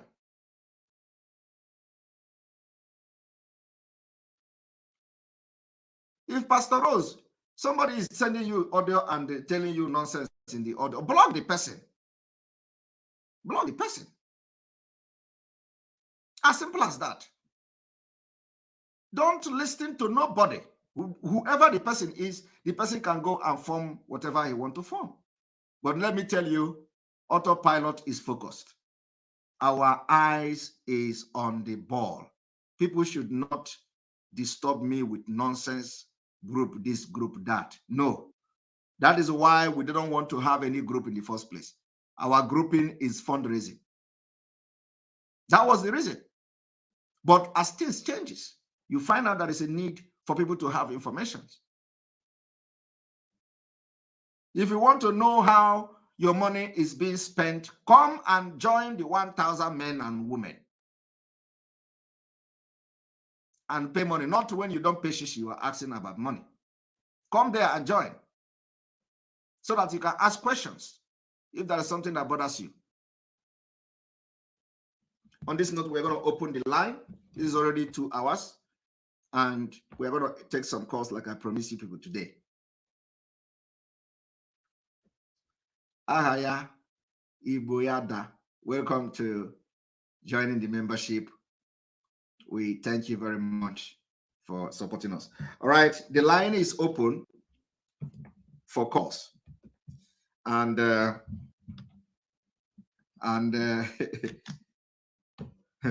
this person always calling me the first time. All right, welcome to the program. Good morning from here. Hello, sir. There we. Thank you. Okay, there we, sir. I have two things to comment. Number one, thank you so much for your resolute.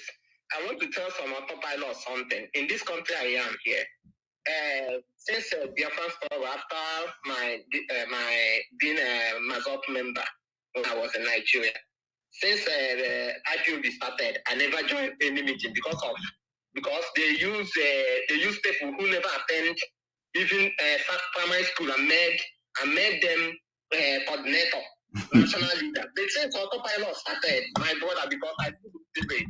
And none of them dare even to stop me on the way and talk to me anytime. Anybody who do anything, I put him where he belongs. That's me. So any autopilot, you not even, you don't have time for anything.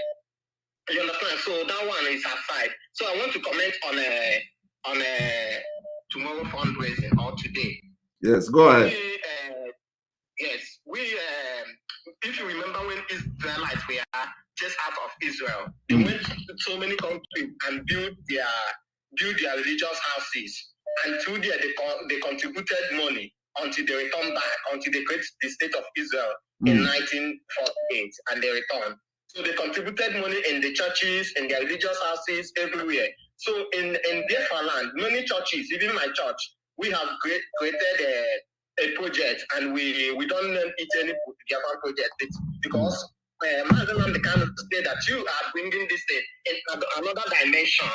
And here the dimension whereby we now have cryptocurrency. Even my choir members, we are going to purchase the next fundraising. We will be the first church to contribute on this fundraising after tomorrow one. So I'm recommending all churches in Biafra land, Pastor Odumeje, Chibuzo, Pastor Chibuzo, anywhere, you people have to contribute. Even the church members listening to me now, you people have to do something. We have cryptocurrency.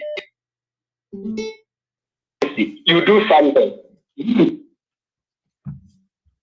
On that part of fundraising. Then, because my church will be the first church to contribute in this fundraising.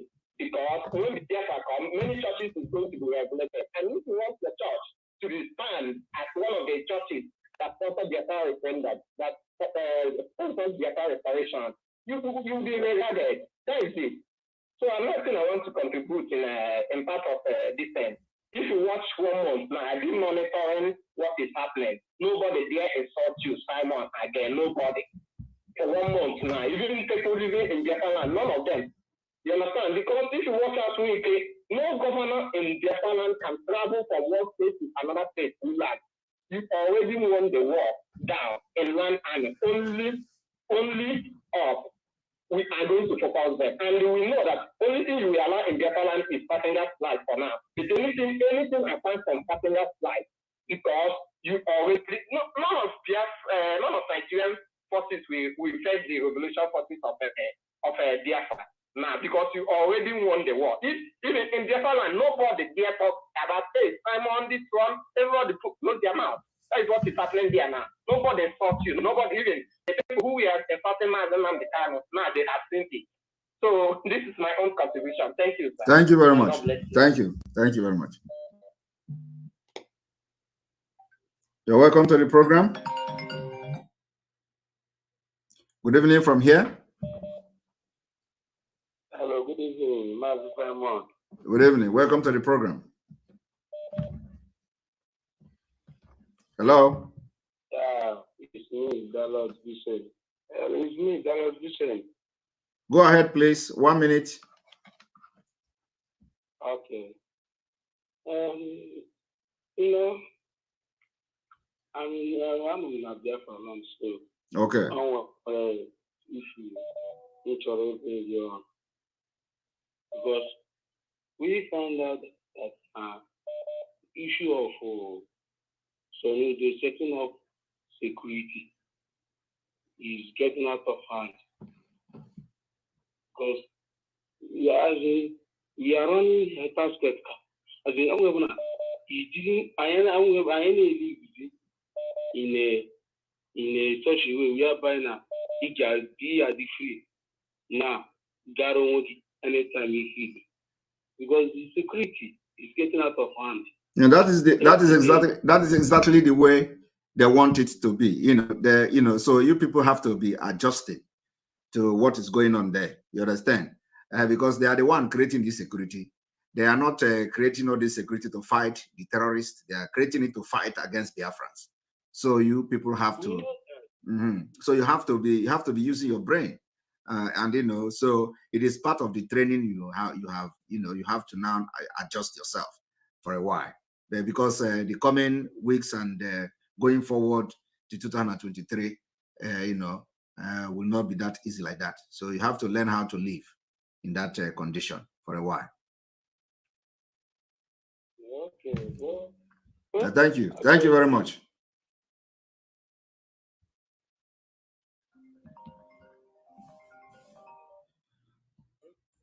Yes, welcome to the program. There we go. Please, I want to ask you something. I don't know whether, although it did not come to online since 3 days now. What of, tomorrow is their first independence, and there is a place I see in the paper, they said they postponed it on the 3rd. And again, he made a comment the other time that on the 7th of October, there will be sit at home. And since that time, I have never seen any of our media team that broadcasting it. And our people, if you are not telling them something steady, they will forget. So I don't know whether the 7th of October still sit at home or not. So that is what I wanted to ask you. So 7th of October is still, they have been broadcasting it. There is a jingle for that already. One moment. There is a jingle for that sit at home. I think I need to play it here. So thank you for reminding me. But people have been, media have been playing it, and there are jingle for that. So that is that. Now, what is the second question again you asked? The second one is their celebration for their 90. Yeah, but they postponed it. We know we said that Biafra should let us know whatever their plan for that celebration of independence is. We are going to come with a counter directive. So there is no specific. I have not received any specific information concerning the independence celebration. Is there any specific information about that? No, when I see it on the paper, when this guy was showing it, this critics news, they say on the 3rd of October. And 3rd of October is on Monday that we always have sit at home. On October what? October 3rd. October 3rd, which is Monday. Yeah, which is Monday. Monday is our sit at home now. It's a no-go area now. Yeah. So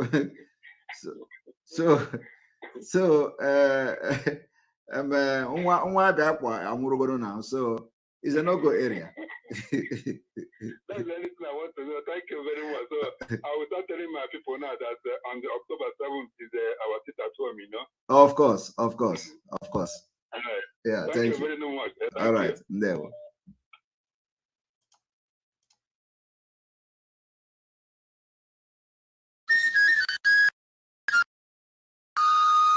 Hey, my people, a very painful thing to remember Asaba Massacre. Asaba Massacre, seeking healing. A lot of Nigerians don't know. October 1967, a lot of atrocities happened in the land of Asaba. Nigerian soldiers committed a lot of atrocities.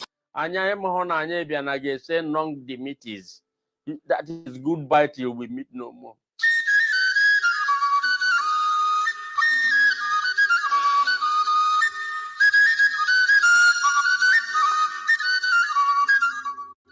During Biafra War, Nigerian soldiers gathered all the male child and adult in Asaba and massacre them all. Then kill many people. They killed both to adult all the male child from inside Asaba.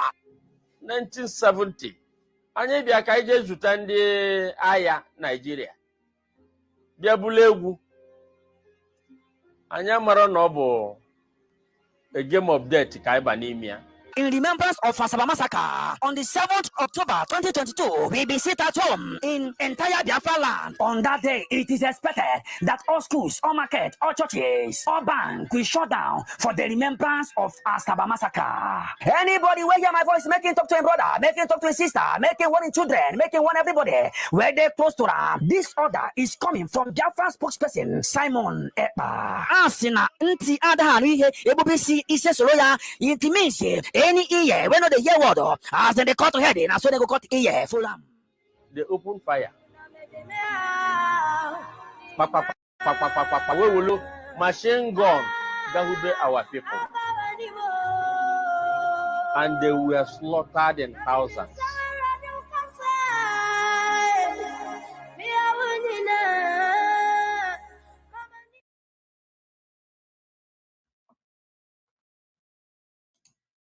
All right, welcome to the program. Yeah, good morning, what's naked? Good morning from here. I'm calling you from motherland. There, well, go ahead. Hello, my brother. So I want to appreciate you so much for your good work. And I want to let my voice in what you said concerning the auto pilot worldwide. That some people are there as an agent. Yes.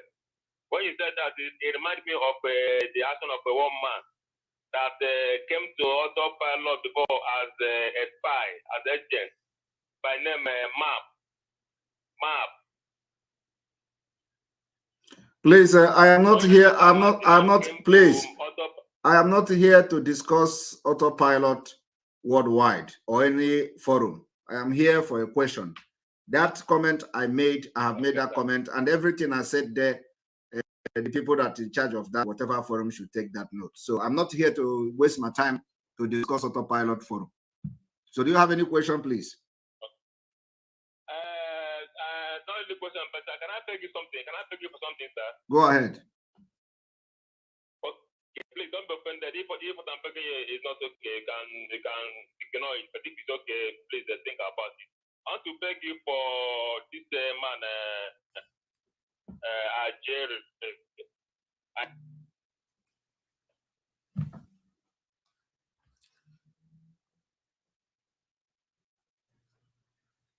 All right, we continue.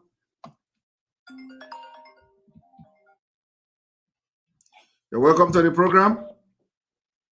Thank you, great comrade Mazi Samon. This is the Mazi Ekpa speaking. You're welcome. Thank you, great man. Thank you so much for everything you are doing.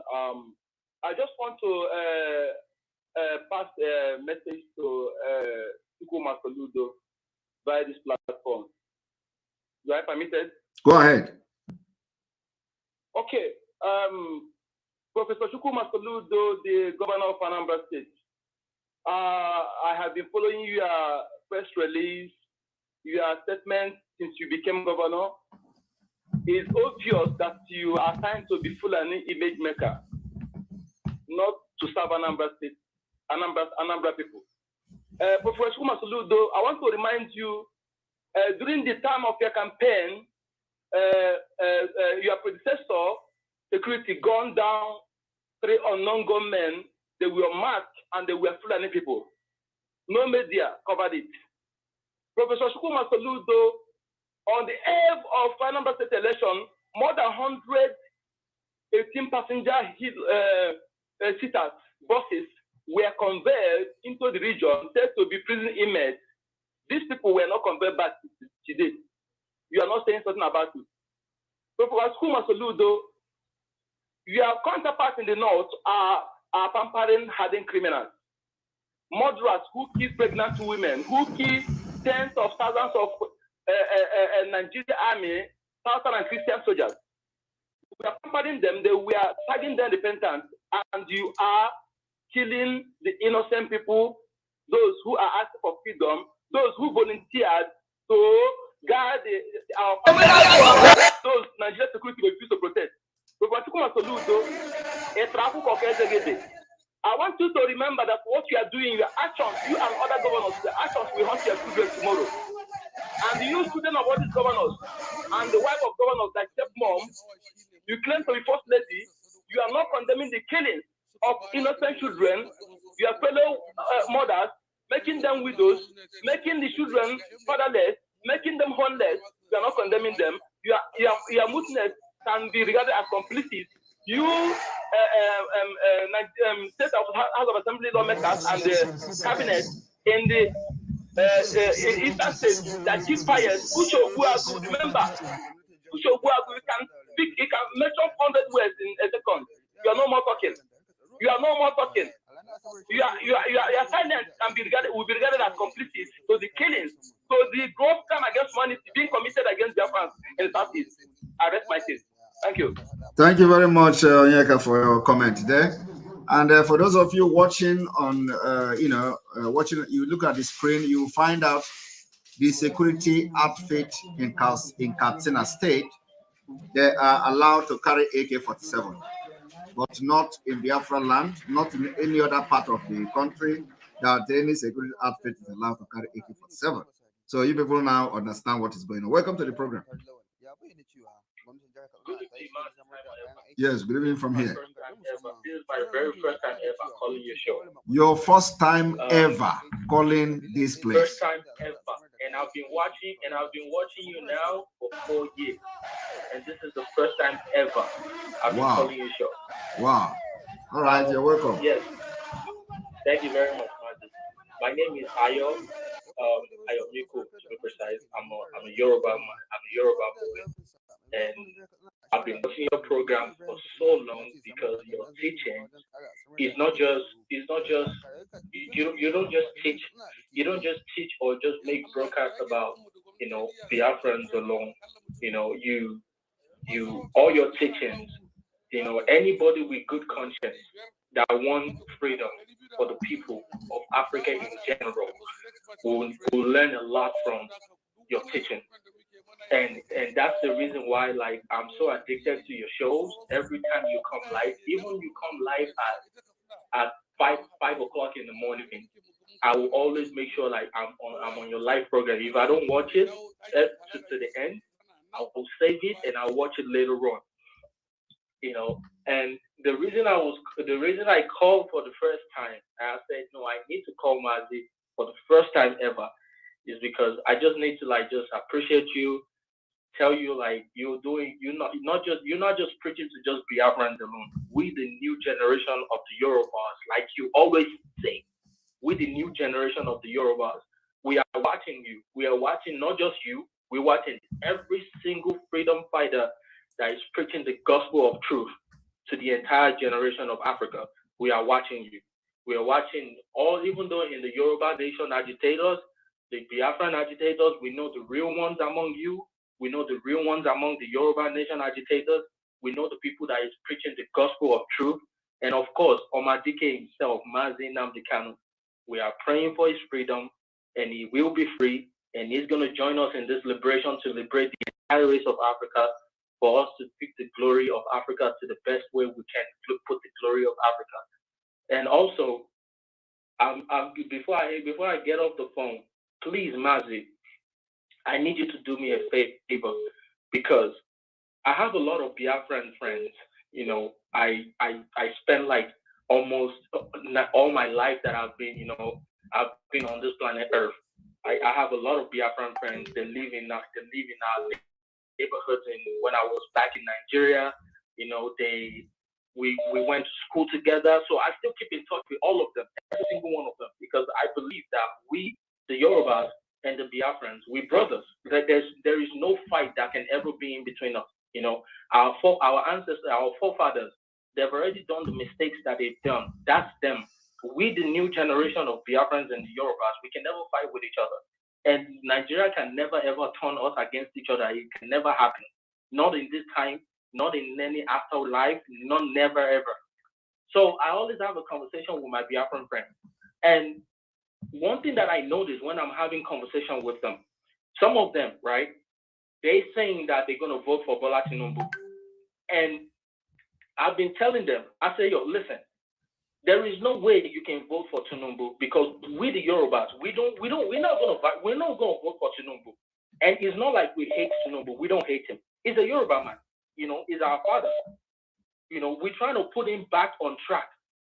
And the reason why we're trying to put him back on track is because the presidency of Bola Tinubu is a punishment for the entire South. And the reason I'm saying is a punishment for the entire South is because the Fulanis, they have an agenda with Tinubu. Tinubu, his health is already deteriorating. We all know.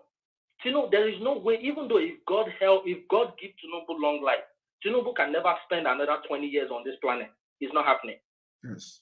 And again, if he becomes the president, this Boko Haram chairman, the leader of Boko Haram himself, Shetima, is vice president. We the Yorubas, we've been campaigning among ourselves that Yorubas should never ever vote for anything Tinubu. Yorubas should never compete in any election in this 2023 because this election in this 2023 is a complete It's a complete sham. The only thing we want is only Yoruba nation. How are we going to get it? If it is violent, so be it. If it is peaceful, so be it. Exactly. Anywhere we get it, we must get it. So that is the spirit. I've been clamoring to all my Biafran brothers to never ever vote for anything APC because if Tinubu dies, Shetima is going to be the president automatically. And that it is a plan against the South because you said something one time that all these things going on in Nigeria today, it is a battle between the South and the North. Yes. And it's absolutely true. Yes. It is completely correct. It is a battle between the South and the North. Yes. Because the North, they have an agenda. They have they're playing a serious chess with the entire South. Exactly. And with the Southerners, we are very smarter than them, but it's just a lot of people in the South, they are so greedy, they just want to fill up their pocket. Yes. That's the thing that is killing them. Yes. And also, you mentioned something a couple of years, I don't know, maybe it's like 1 year ago or last year or early this year. You said on your show, you said with the Yorubas, the only way we can have our direct freedom and easy path to our sovereign state of Yoruba nation is when we start disrespecting our elders. and we already started doing it. Yes, we started doing it because you said it. Like that's why I said, Mazi, you are one of the people that I cherish a lot when I watch your program. It's not just you don't just talk for just talking sake. You talk for a reason. There's something that pushes you to make that statement. Yes. And now, Mazi, we are already giving our elders real water. We are putting our hands in their eyes. Exactly. Because we have seen that they are the one holding our destiny in shambles. Yes. So we are giving them the real talking drum. Because with the Yoruba, we believe a lot in talking drum. When we beating our talking drum, and talking drum is talking. Yes. Anybody that understands the talking drum is the only person that can interpret what the talking drum is talking about. Exactly. So when we are beating our talking drum, we are telling them what that talking drum is talking about, and them too, they are understanding. So any of them that did not listen to our sound, we are giving them water. That's the code. It is not just for the Biafran. It is a general code. A general code. We even hear those who call us their enemy talking water today. Mazi, there is no any genuine Yoruba man would never ever hate any Biafran. I give you my word on that one. Yes, any genuine Yoruba man or any true born Yoruba son or daughter will never ever hate Biafran because we've come to realize the truth. Yes. The truth has been hidden from us for decades.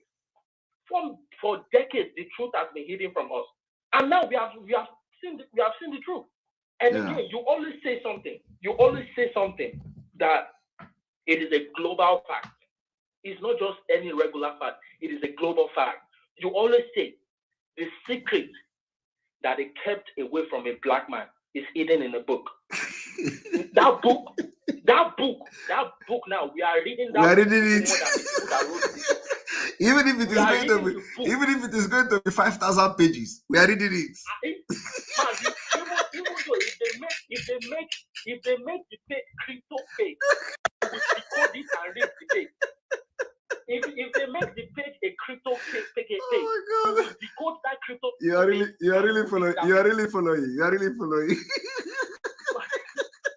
We would decode. Mazi, I thank you so much for what you are doing. I salute you. You know, all hail Biafra. All hail Biafra. Nation. Thank you. Freedom for Africa. That is what is new. The generation of the Yoruba. Yes. They will hear that talking from that they have not heard before. They will hear the sound of it because we are not joking with them anymore. We have to get our freedom. Yes. The liberation of Biafra and Yoruba nation is the key. Is the only key to the freedom of Africa. Other than that, everybody is just deceiving themselves. Thank you so much, my brother. Before you leave, I want to tell you one thing. Sir. You see, I thank you very much for why I allow you to talk is that you are our brother from Yoruba, and whenever you people come, we give you special preferences. So thank you very much. So and I want to tell you one thing. You see, the position Biafra people have taken so far. It's going to be water everywhere. We are going to fight in Nigeria. Everywhere. So it's not just in Biafra land. And we are not waiting for anybody. We know that in Nigeria today, everybody have paid the price of one Nigeria.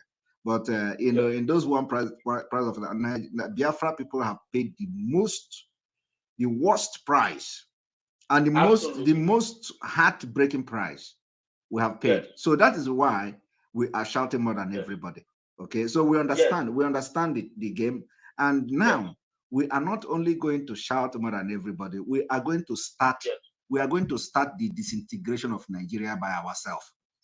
Anybody who want to follow can join us. 100%. I'm telling you. This generation will shock the world. We are going to deal with these people. I am telling you the fact. Mazi, they don't know. They don't know the tornado that is about to hit them. They don't understand. They don't understand. And I know like a lot of our Biafran brothers, right? Some of them will say like, oh yeah, Yorubas, they cannot be trusted. But I'm saying that was old time. That was generation of the Yorubas. That was then. That was then. You always say, look, Mazi, I want to see the federal government of Nigeria that will pick up AK-47 and give it to Yoruba man to go kill any Biafran. I want to see. I'm waiting to see anybody in that federal government that will give an AK-47 to a Yoruba man and say a Yoruba man should march down to Biafra land and go kill a Biafran. That Yoruba man will kill that federal government. Governor Otto. I want to see, because this generation we have grown up. We have grown up. You see you see one thing Yoruba people, Yoruba people knows in those days, Oduduwa, Yoruba people have their embassies. If in United Kingdom, they have passport. Yes. They have passport. Yes. Like before you travel from Yoruba land to United Kingdom, they already know that you are coming there. Yes. Today, they destroyed everything. And everything. And the worst part of this whole thing is that as a Nigerian, the kind of benefit that the United Kingdom is benefiting from Nigeria, they cannot even give you people 1 week visa free to enter United Kingdom and go away. But they give visa free to Brazil. Exactly. Okay? Brazil have nothing to offer them. Nigeria has destroyed every I am telling you, is the Fulani instead of going forward, they are going backward. Okay, just look at it. As far back as then, Yoruba people have passport and they can travel without visa to United Kingdom. In fact, everybody travel without visa. Mazi, yes. You want to know the annoying thing of what you just said right now, that the reality of what you just said right now, the annoying part. there is a Nigerian house in New York City in 2nd Avenue, right? If you go into that place, all of them working in there are all bunch of Fulanis. And I wonder, I say, wait a minute, these people don't even know how to speak English. Sure. Biafrans that are supposed to hire to employ, or Yorubas that is supposed to employ, that will do a standard job. Like, yes. Go into Nigerian house in 2nd Avenue. There's mold on the floor. Sure. The rug is not clean. There's like water is leaking on the wall. Sure. You walk in there, it looks like passport office in Ikeja. That is Nigeria now. It looks like passport office in Ikeja. And I wonder, like, and somebody is expecting me to tell myself that I'm a Nigerian. Look at the disgrace. If I say, okay, hey, come on, my white friend, let me take you to a Nigerian house and go see how Nigerian house look like. Do you think I'm going to take my white friend into a Nigerian house? that one is going to represent me? That's a disrespect. You know, my brother. You know, do you remember the time Aisha video leaked online? Yes. We shared the video. They say it's a lie. Say that is a Ghana. They say that is Ghana must go in the floor. Say it's not as wrong. They say Biafra. We need to get out of Nigeria. We need Biafrans, Yoruba. We need to get the hell out of Nigeria. Like tomorrow. Not just like tomorrow. We need to. Nigeria is killing our destiny. I'm telling you. Imagine we have God. God should make it. Imagine we have Yoruba nation right now. We have Biafra right now. Two of us, we share border. We have international relations. We are teaming up together. What is America? What is Great Britain? What is Germany? The potentials that Yorubas and Biafrans alone have, we can take care of the situation of all the madness going on in the entire universe. I am telling you. I am just telling you. The potentials that we have, we can take care of the madness happening in the entire universe. Every day, I always beg God that God, give me just one day of power. Just one day. The entire politicians in Nigeria, all of them, they will just go to sleep and they will never wake up. Just one day. I always say, God, just give me one day. One day of the power. Just one day. I don't need 48 hours. All I need is just 12 hours. Just 12. I already have a list of names. All of them will go to sleep and they will never wake up. All of them. All of them. All right. Thank you very much. Thank you very much. I appreciate you. Thank you so much. All right. Keep in touch. Keep in touch. Bye-bye for now. Yeah. All right. This is our brother. This our brother reminded me something. Hold on, please. You know, when Aisha, when they locked Aisha Buhari away from her other room, the video came out. She was shouting, you know, that time now. So we posted the video as Biafra agitators, and the all these Nigeria illiterate and ignorant people, they started shouting, oh, all these Biafra people, propaganda everywhere. Who told you that is Aso Rock? It is not Aso Rock. Look at on the floor, there is Ghana must go back on the floor. I know that. This is because they never believed that Ghana must go will be on the floor in Aso Rock. So only for Aisha Buhari to come out and confirm that yes, the video is our video, you know, it's me. So they confirm is her, and then so which means the Ghana must go in the floor is in Aso Rock. So the one Nigerianist, all the people supporting one Nigeria was like, how can Ghana must go be Aso Rock? They will not know Fulani. Welcome to the program, my brother. All right, can you hear me? I can hear you. Go ahead. You're welcome. Good morning here. Good morning. Can you stop listening? Can you stop listening to the program? Can you talk directly to your phone, please?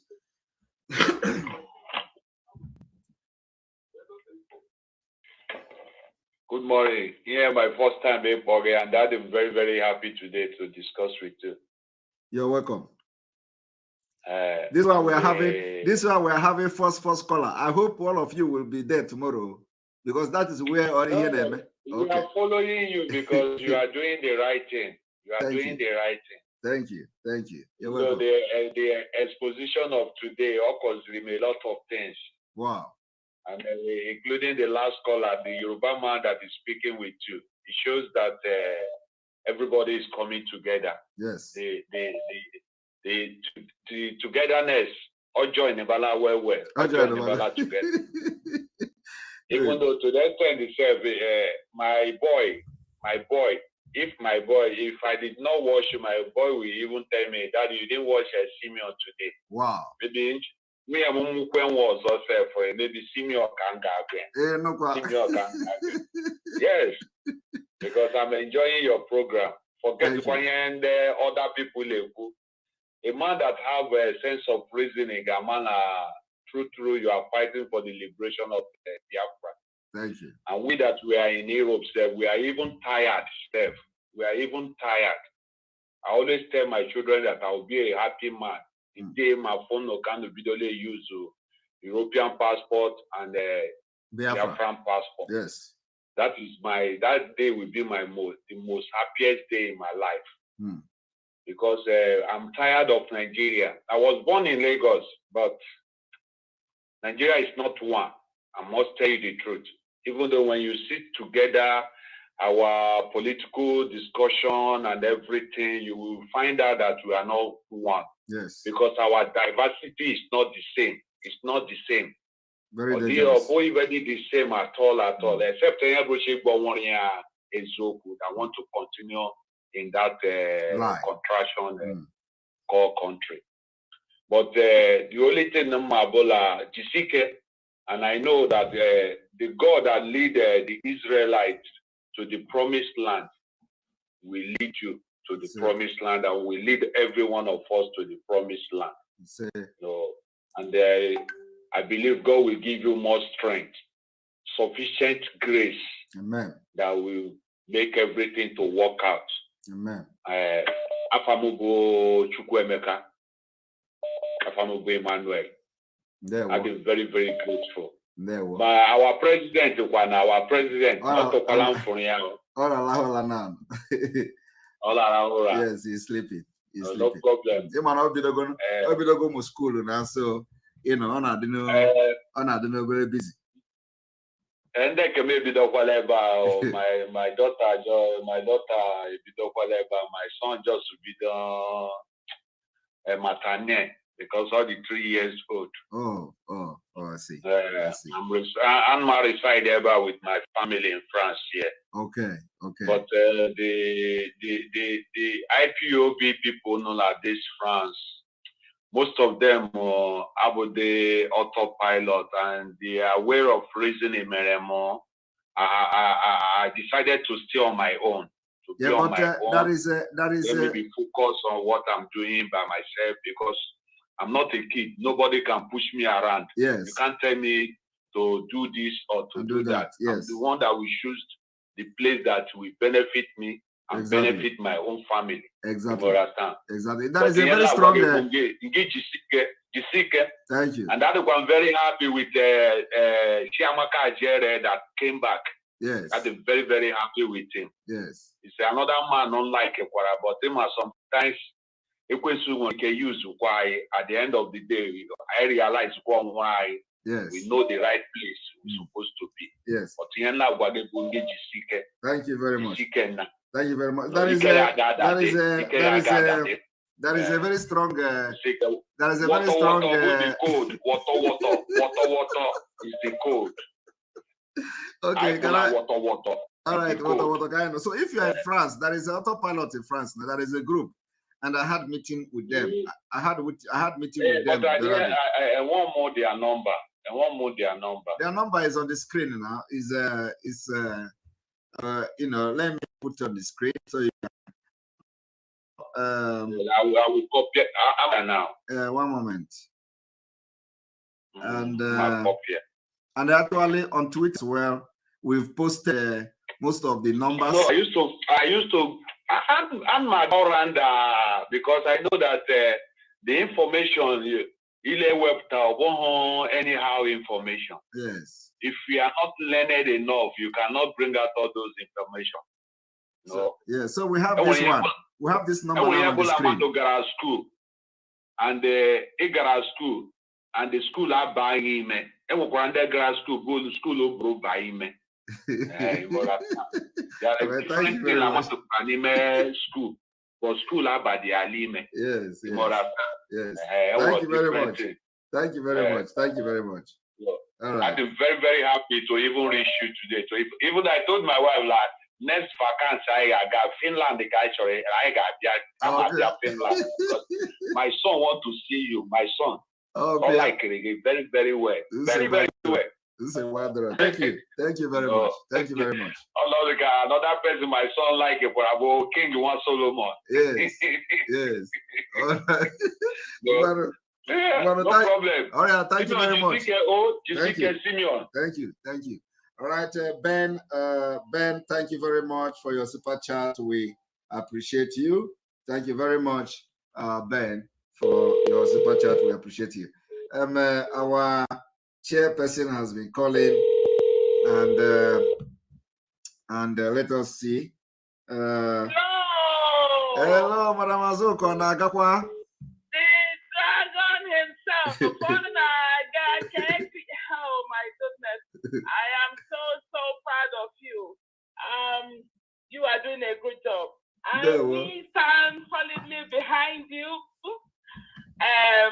I want to tell my people there is time for everything. Yes. There is time for a play and there is time for serious business. Yes. And time now is serious business. And only serious-minded people are expected this time. So we are not playing saga. We are not playing games. We are going woto. all the people who call themselves enemy of Biafra, they are now saying woto. I don't know whether they have been possessed by the spirit of woto.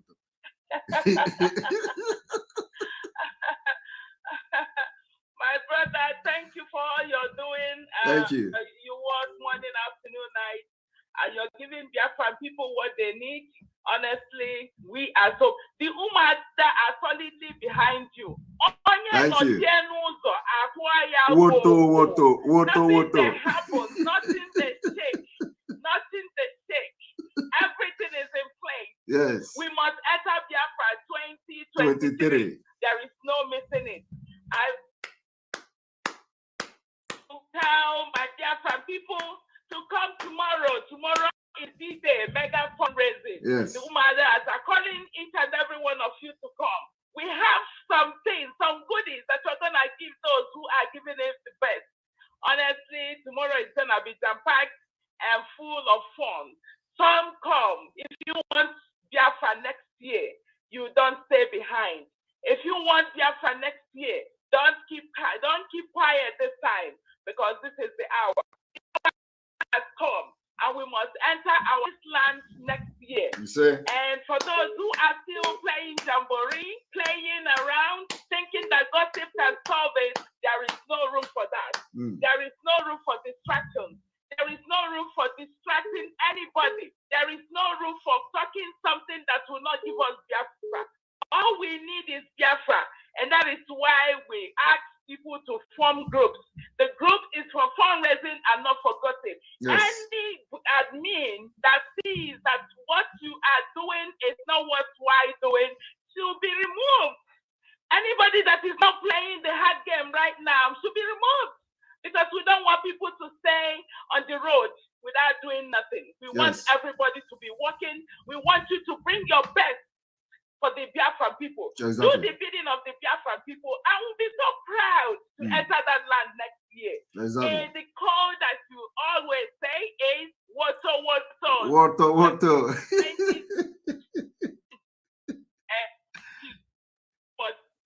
solidly, you are the bidding of the Biafran people, and we are so proud of you. Thank you. We are with you 100%. Thank you. Nothing mega. And one right stage. Thank you very much. Thank you very much, Chairperson of Umada Ramazoka. Thank you very much for your comment, and then see you tomorrow or today. All right. Joseph John, thank you very much for your super chat. We appreciate you. All right, you're welcome to the program.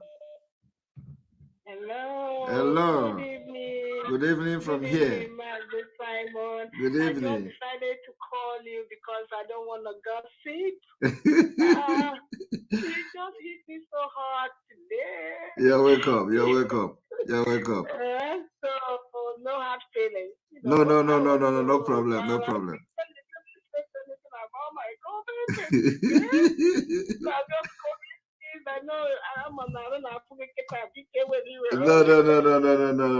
No problem at all. No problem at all. Thank you. All right. That is our sister, Princess AG. All right. Welcome to the program. How you doing, Mr. Simon? I'm doing very fine, and you? Good. I'll make it very short. All right. I just want to start that. I want to start the fundraising my own self today. I've already donated $100. Whoa. So that's what I want to say. Oh, you have already started. I've already started. So I want Madam Azuka to second me. I want somebody to join me on that. Oh my goodness. I believe that a lot of people have already started because the spirit is very high now. It's very, very, very high. Very, very high. I want to say. Thank you. Thank you. Thank you very much. Thank you. Oh my goodness. Oh, people have actually, this is going to be another record. People have actually started the donation already, even before the fundraising started. Okay, it's going to be an interesting one. Hello. Good morning from here. You're welcome. I have called 51 times. 51 times. 51 times I couldn't get you. Oh my God, 51. Maybe small thing. Why are you hiding from us for many days now? We didn't see you. We didn't hear from you. But I am on. I am on Twitter. I have been on Twitter giving them water now. Are you not? I know.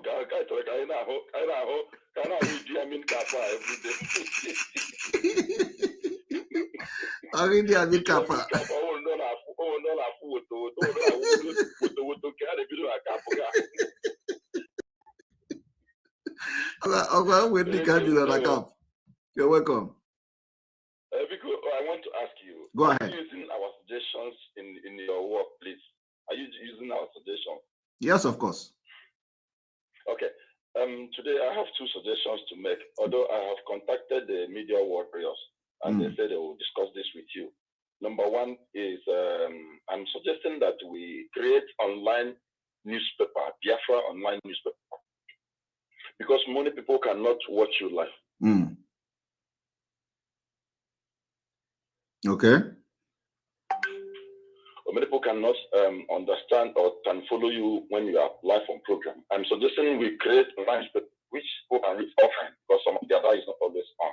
So Biafrans can read Biafran happening, what is happening in Biafra land after the program. They can read it online like newspaper since we cannot make local newspapers. So it's just my suggestion.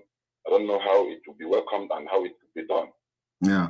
Okay, noted. Actually, that was the idea of, I believe that everybody that is on media, that is the idea. It's the idea of the Don't Land media, is the idea of Enter Biafra, is the idea of many, Biafra website, so those websites also serve as online newspaper. So anybody can actually, the only thing is that there is no time to constantly make update on on what is happening in the article, and we are going to better ourselves on that.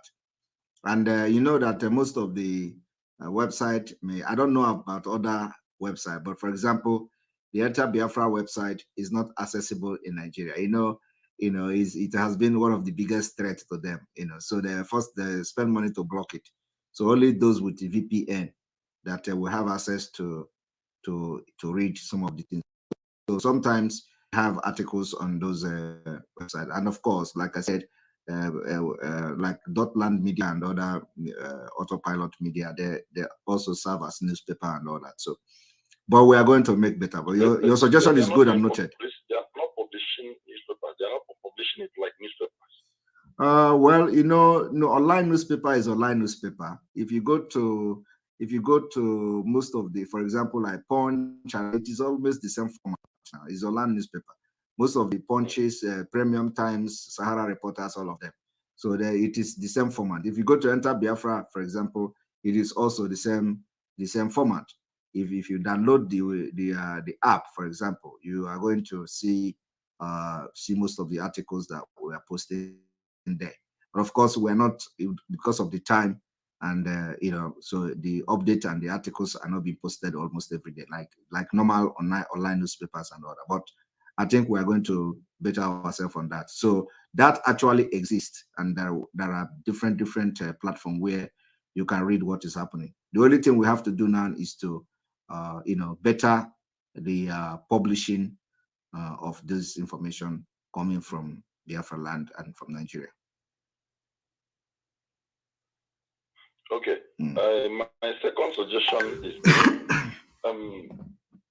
our media warriors, like when they have their joint broadcast, please, is it advisable, or like, let me say, I will advise that we have somebody like Abarawa Sonny who come from the riverine areas. Is it not good that they will speak in different languages so that the people from that place, they will know that we are combined, we are mixed up, that it's not only Igbo or one particular group of people that are on this agitation, so that when Abarawa is speaking their language,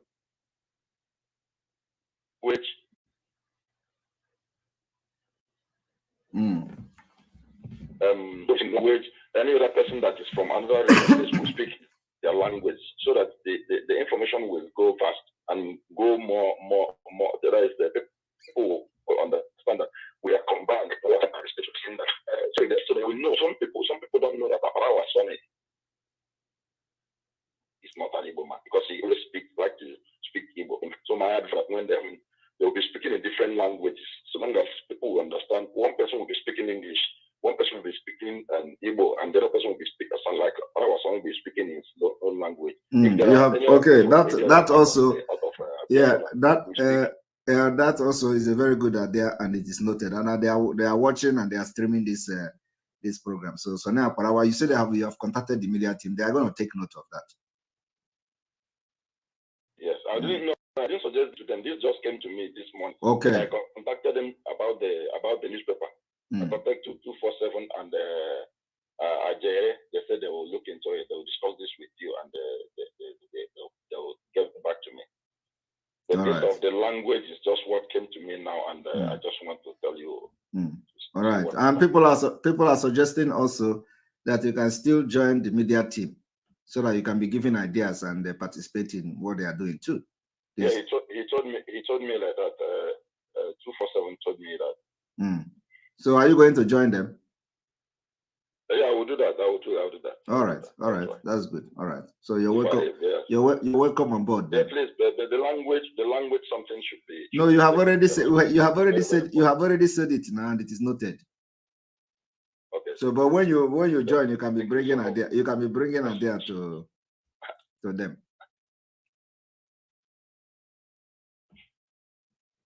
All right. Thank you very much. All right. All right. We're gonna take one more last call. Thank you very much, Chima Irechuku. Chima Irechuku, thank you very much for your super chat. We appreciate you. Hello. You're welcome to the program.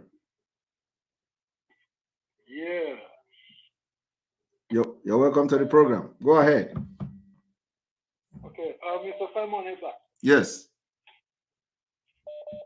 Thank you for what you are doing for Biafra. Thank you. Thank you very much. So I have a question. Go ahead.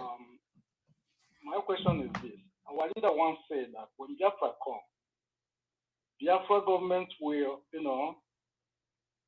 demolish all the houses and, I just said it. I mean, the Biafra government will demolish all the houses and we have to build a kind of sewage infrastructure. So my question is, how is Biafra government going to do that? Are they going to demolish all the houses in Biafra land, or are they going to build a brand new city in Biafra to have a sewage system? We have a prototype of different cities of Biafra. So I believe if you want a better country, you have to have a plan. You have to have a plan that will include a sewage system. So we are going to rebuild Biafra. But of course, you are not, I don't think that what our leader means is that every house will be put down. And of course, it is going to be a gradual thing. We build from city to city. For the first 5 years of Biafra, it will be a massive construction project. So we are going to plan Biafra and we will start from the sewage system. Just like when you see most of the countries that are now, that have become the tourist attraction, country like a place like Dubai, for example, the Dubai was a desert. And so they built it, and today is one of the best cities in the world. So we are going to do the same thing. And of course, everything will come with a plan, well-planned way. You don't just, destroy building and give, of course, the Biafra government will plan very well what we're going to do. But I will assure you that it is not what you see in Africa that we're going to have. It is going to be a complete rebuilding of Biafra territory and city. So you are in the US, we are going to have similar thing in Biafra. Of course, some city in the US is what it is, but in Biafra land, we are going to rebuild from city to city, village to village. Our target is that there will not be mud house. Our target is that the government of Biafra will have a government housing project that will house every citizen of Biafra. So you don't have any reason to live in a mud house. This may sound very funny and strange, but I am telling you, it is very, very doable and achievable, very easy. So yes, we are going to rebuild Biafra, and we're going to have a sewage. Sewage system is the most important thing in any country. If you want to have a very strong structures in your country, sewage is the most important thing. This country where we live now, everything, the reason why this country is very strong, both the environmental system, is because here we have a well-planned sewage and drainage system. You don't see anything anywhere. When there is snow, and when the snow is melting, you're going to see flood. And that flood will disappear in just a few hours because of the melting of the snow and because the sewage system is working. So everything is connected. And when the sewage is blocked, there is a way, there is always, it is built in a way that if a sewage block, for example, you have a way you can open and go inside, and it is just very unbelievable, the investment, what they have invested in sewage system in this country. And I believe it is the same thing in some of the developed world. But Finland have one of the best sewage system. Everything is on ground.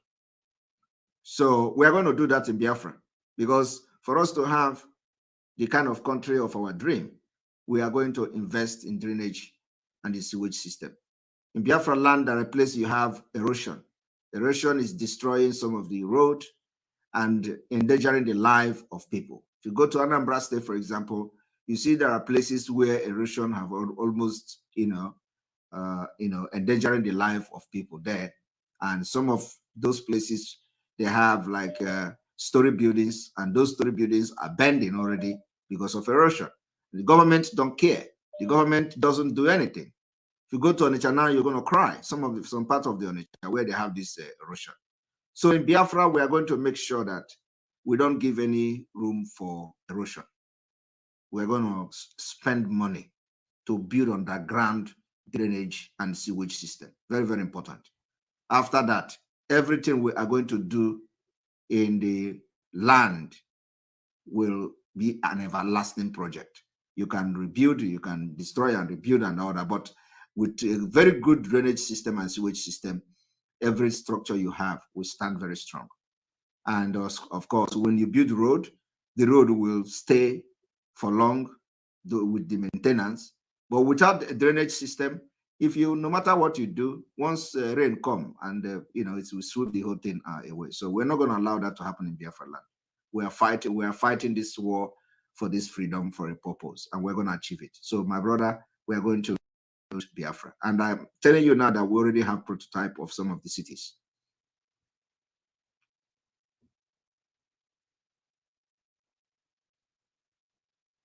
Are you there? Yeah. All right. So I don't know if I've addressed it. Go ahead. Yeah. Thank you for the feedback. I have a second question, please. Go ahead. On 2023, how is Biafra struggle going to, step up and make sure there will be no election in Biafra now? It is. We are not waiting. Okay, finish your question, please. What is the Biafra struggle going to do differently than what they did 4 years ago? I don't think Biafra struggle did anything 4 years ago. Did they do anything 4 years ago? I mean, what I noticed they did that said, everybody said there will be no election in Biafra land. At the end of the day, election took place. So that is the point I wanted to make sure that it will not happen. So that is not to say that they did something now. Okay? Because our leader, the criminals that surrounded him, pushed him, and when you don't have strong supporters, when you find out that the people that are working with you are fake, you can't fight alone. So he has no choice. Do you understand what I mean? Yeah, I do. Yeah, he has no choice. No, we are not alone. Are you not supporting us? Of course I do. So that's it. Everybody like you is supporting us. Millions of Biafrans are supporting this no election. So we are not alone. Our leader was alone.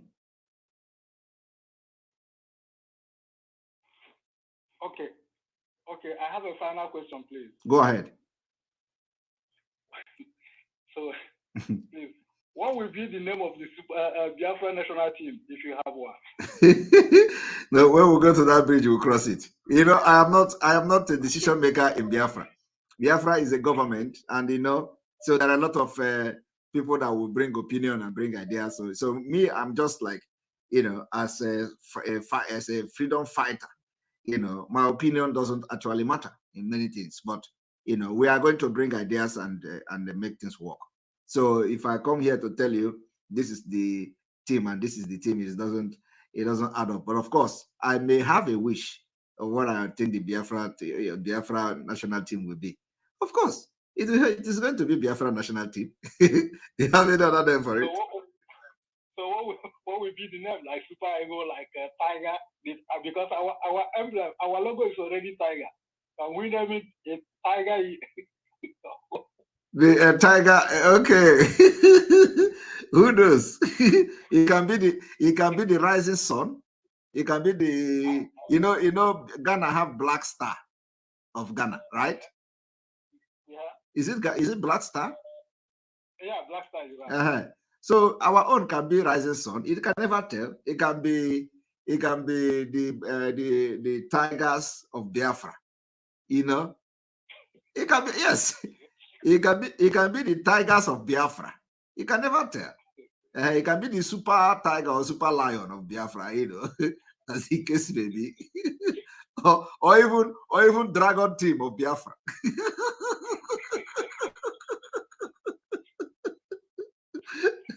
You understand? You know, I know that some of you that love football, that is the only thing you people want to hear now. We'll start early enough to start dragging the name of our football team. You can imagine where your mind is going. You know, you're already figuring out what is the national team going to be. All right. Thank you very much. That was a very funny one. or somebody say water team of Biafra. Okay. Because the truth is that nobody, no country will beat us in any sport. Are you aware of that? I am telling you, from Olympic to World Cup, no country will beat us. For sure, I believe that. Biafra will have the most, in fact, the best team in the whole human history. If you go to America today, most of them have Biafra blood. Most of the athletes, if you go to Jamaica, most of them have Biafra blood. If you go to United Kingdom, all the people support, you know, all the blacks doing sport are all, you know, Biafra. Most of them Biafra blood.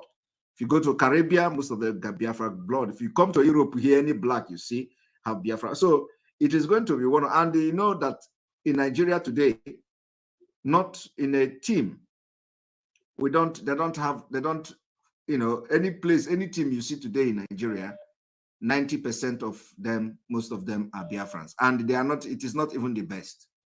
There are those who are privileged to be part of that, of the team. In football, is the same thing. There are many good footballers who have never had the opportunity to play because, you know, they are not opportune. We have many people that can play more than Okocha, but they never had the opportunity because of the Nigeria corrupt system. We have people who can play more than Kanu Nwankwo in Biafra land, but they never had opportunity. I am telling you, there are so many of them. That's right. Nigeria just destroyed their career and their talent. And that is why if you check some of the people that are leaving Nigeria, once they leave Nigeria to go to abroad, they excel in anything they do. You'll be surprised. It is not a rocket science. It's because Nigeria was structured and designed to kill your career and your destiny. So once you leave Nigeria to any place in the world, you begin to do something and it begins to work out. Have you noticed that? Of course. Have you noticed that most of the doctors in the US, if they're in Nigeria, they will be begging for transportation to go to work. But they go to America, they become doctors, a very good one, and they're respected in their job. They get paid very well. But if in Nigeria doctors, have you seen them? They look like quack. They look like quack doctors. They're always on strike. And some of them are applying to go to Kuwait to work. No, Kuwait is not a country. This Saudi Arabia. Saudi Arabia. You know. So my brother, Nigeria is a career killer. And that's what we are fighting. And we're going to leave Nigeria next year. Thank you very much. Thank you very much, my brother. Yes, sir. All right.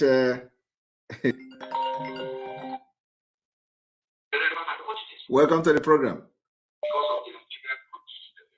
Hello. Yes.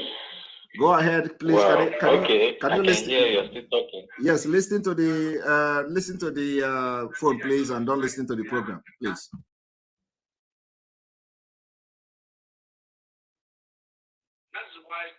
Okay. I'm trying to. Can you listen to the phone, please? Okay. I can hear you're actually still talking at the other end. All right, we lost him. Somebody say Kuwait is a country. Who doesn't know that? I'm only telling you that it's not a country where people will go and start applying to go for doctor to work.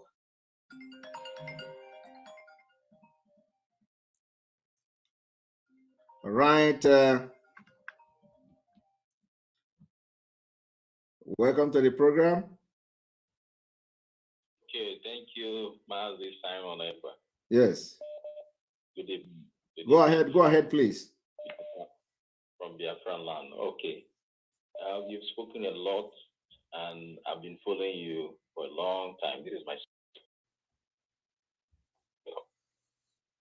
long time.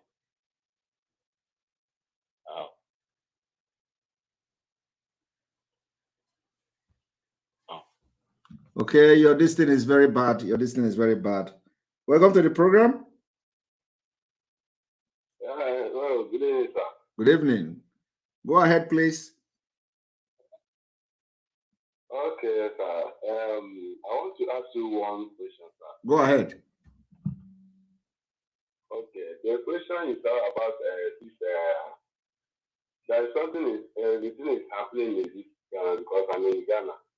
So, and I want you to check it and have to, put it in constitution because, they say that Biafra is mother's land and Ghana also is a motherland.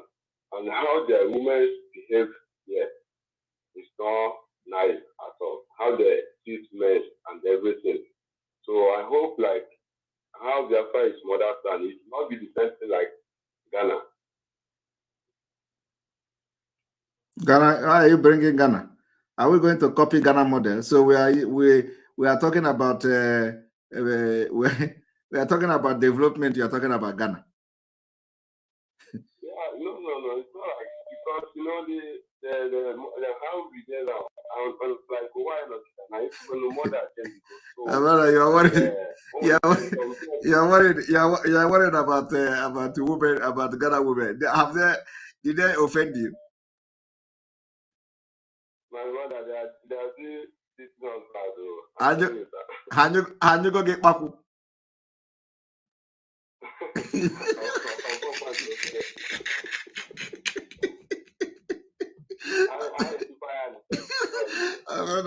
I can understand your pain, but let me tell you, they are only trying to punish you because of what this Nigeria did to them during the time of Ghana must go. Do you know the story of Ghana must go? Yeah. Even if you say that you want to buy Ghana must go, they even want to kill you. Why will you go? Why will you go to Ghana and tell them you want to buy Ghana must go? You are provoking them now. That would have master cost. So, you don't know.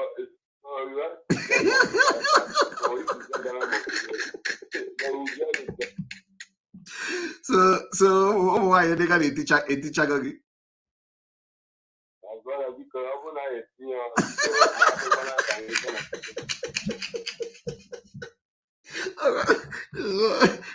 I can't get to you.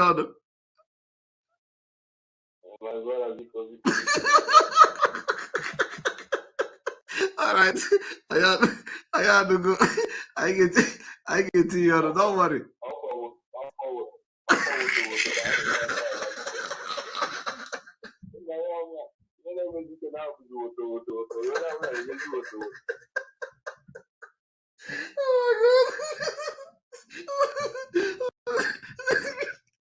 Okay, I had to go. Hi, Chineke go.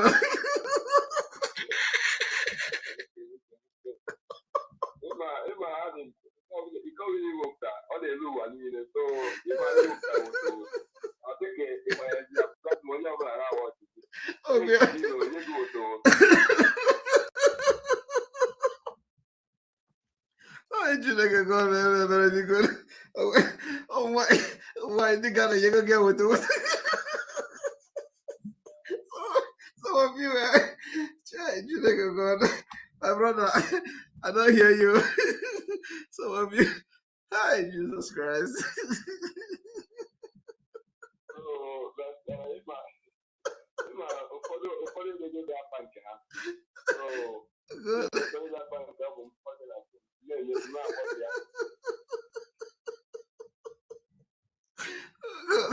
Okay. Hi, Chineke God.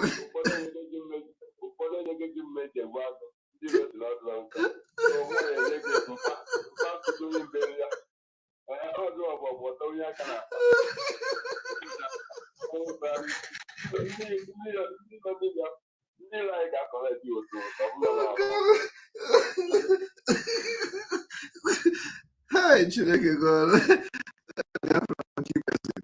Thank you very much. My name is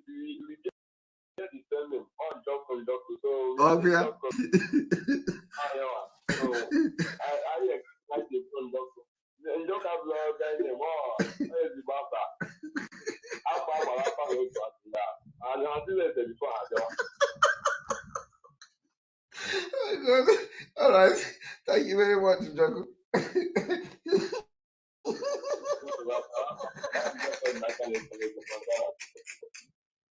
Oh God.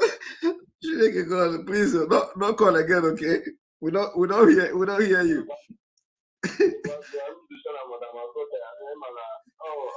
my mother,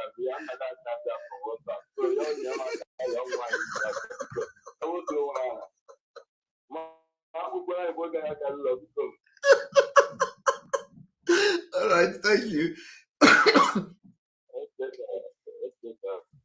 Good night, sir. Good night. Oh my God. Hi, Chineke God. That's like a woman. That's like a woman. You get with the Chineke God. You keep us here. Hello, welcome to the program. Hello, Simon. Ekpa, good evening. Good evening from here, Dewo. Hi, Chineke. You're welcome. Hello. Go ahead. Today's program seems to be the best. Really? The exposition was the best. Only Yoruba, Ududua web, web, Nyani Kedeu. Then the humorous part of it. Onye kuku maka drainage. Onye kuku maka football team of Biafra, what it will be. Then onye Ekpa as well. Anyway, I told me we will get too much. I just want to say something. Yes, go ahead. You're great. Thank you. Whatever you are doing, we have millions of support worldwide. Please keep it up. This exposition and the humorous intervention by people who has contributed this. Look, everybody is laughing. Not only you, not only that we are laughing, we are shedding tears of laugh. Yes. Thank you so much. Thank you. Today's exposition is the great. I'm wiping my eyes the way you're doing now, I swear. And this is the way thousands who are playing this early morning. Because where I am in Essex, UK, and people are calling me, are you tuning in? I say, yeah, I'm watching it live. It's the same thing, different parts of UK. Please thank you very much. It shows that whatever that will be good, it's always this way. Yes. We're all awake, and we're waiting to sleep and go into the fundraising in a couple of 15 hours. Exactly. Please write up. Thank you. I have to go now. This is already 3 a.m. here, you know. Thank you. Good night, Good morning. Thank Bye-bye. You. Thank you. Bye. All right. All right. Thank you very much. Thank you very much, everyone, for watching. We have to go because this is already late, and this is already 3 a.m. here. So I have to sleep, and because we don't know how long we're going to spend on fundraising today. So thank you very much for being part of this program. God bless you. May God bless Biafra. May God bless Masina Dikano. May God bless Sunday Igbo. May God bless ESN. May God bless all of you, our media team. May God bless Omada and the God bless all of you newcomers that are going to come to the fundraising tomorrow or today. God bless all of you. Remember that you must be part of this liberation movement. Remember.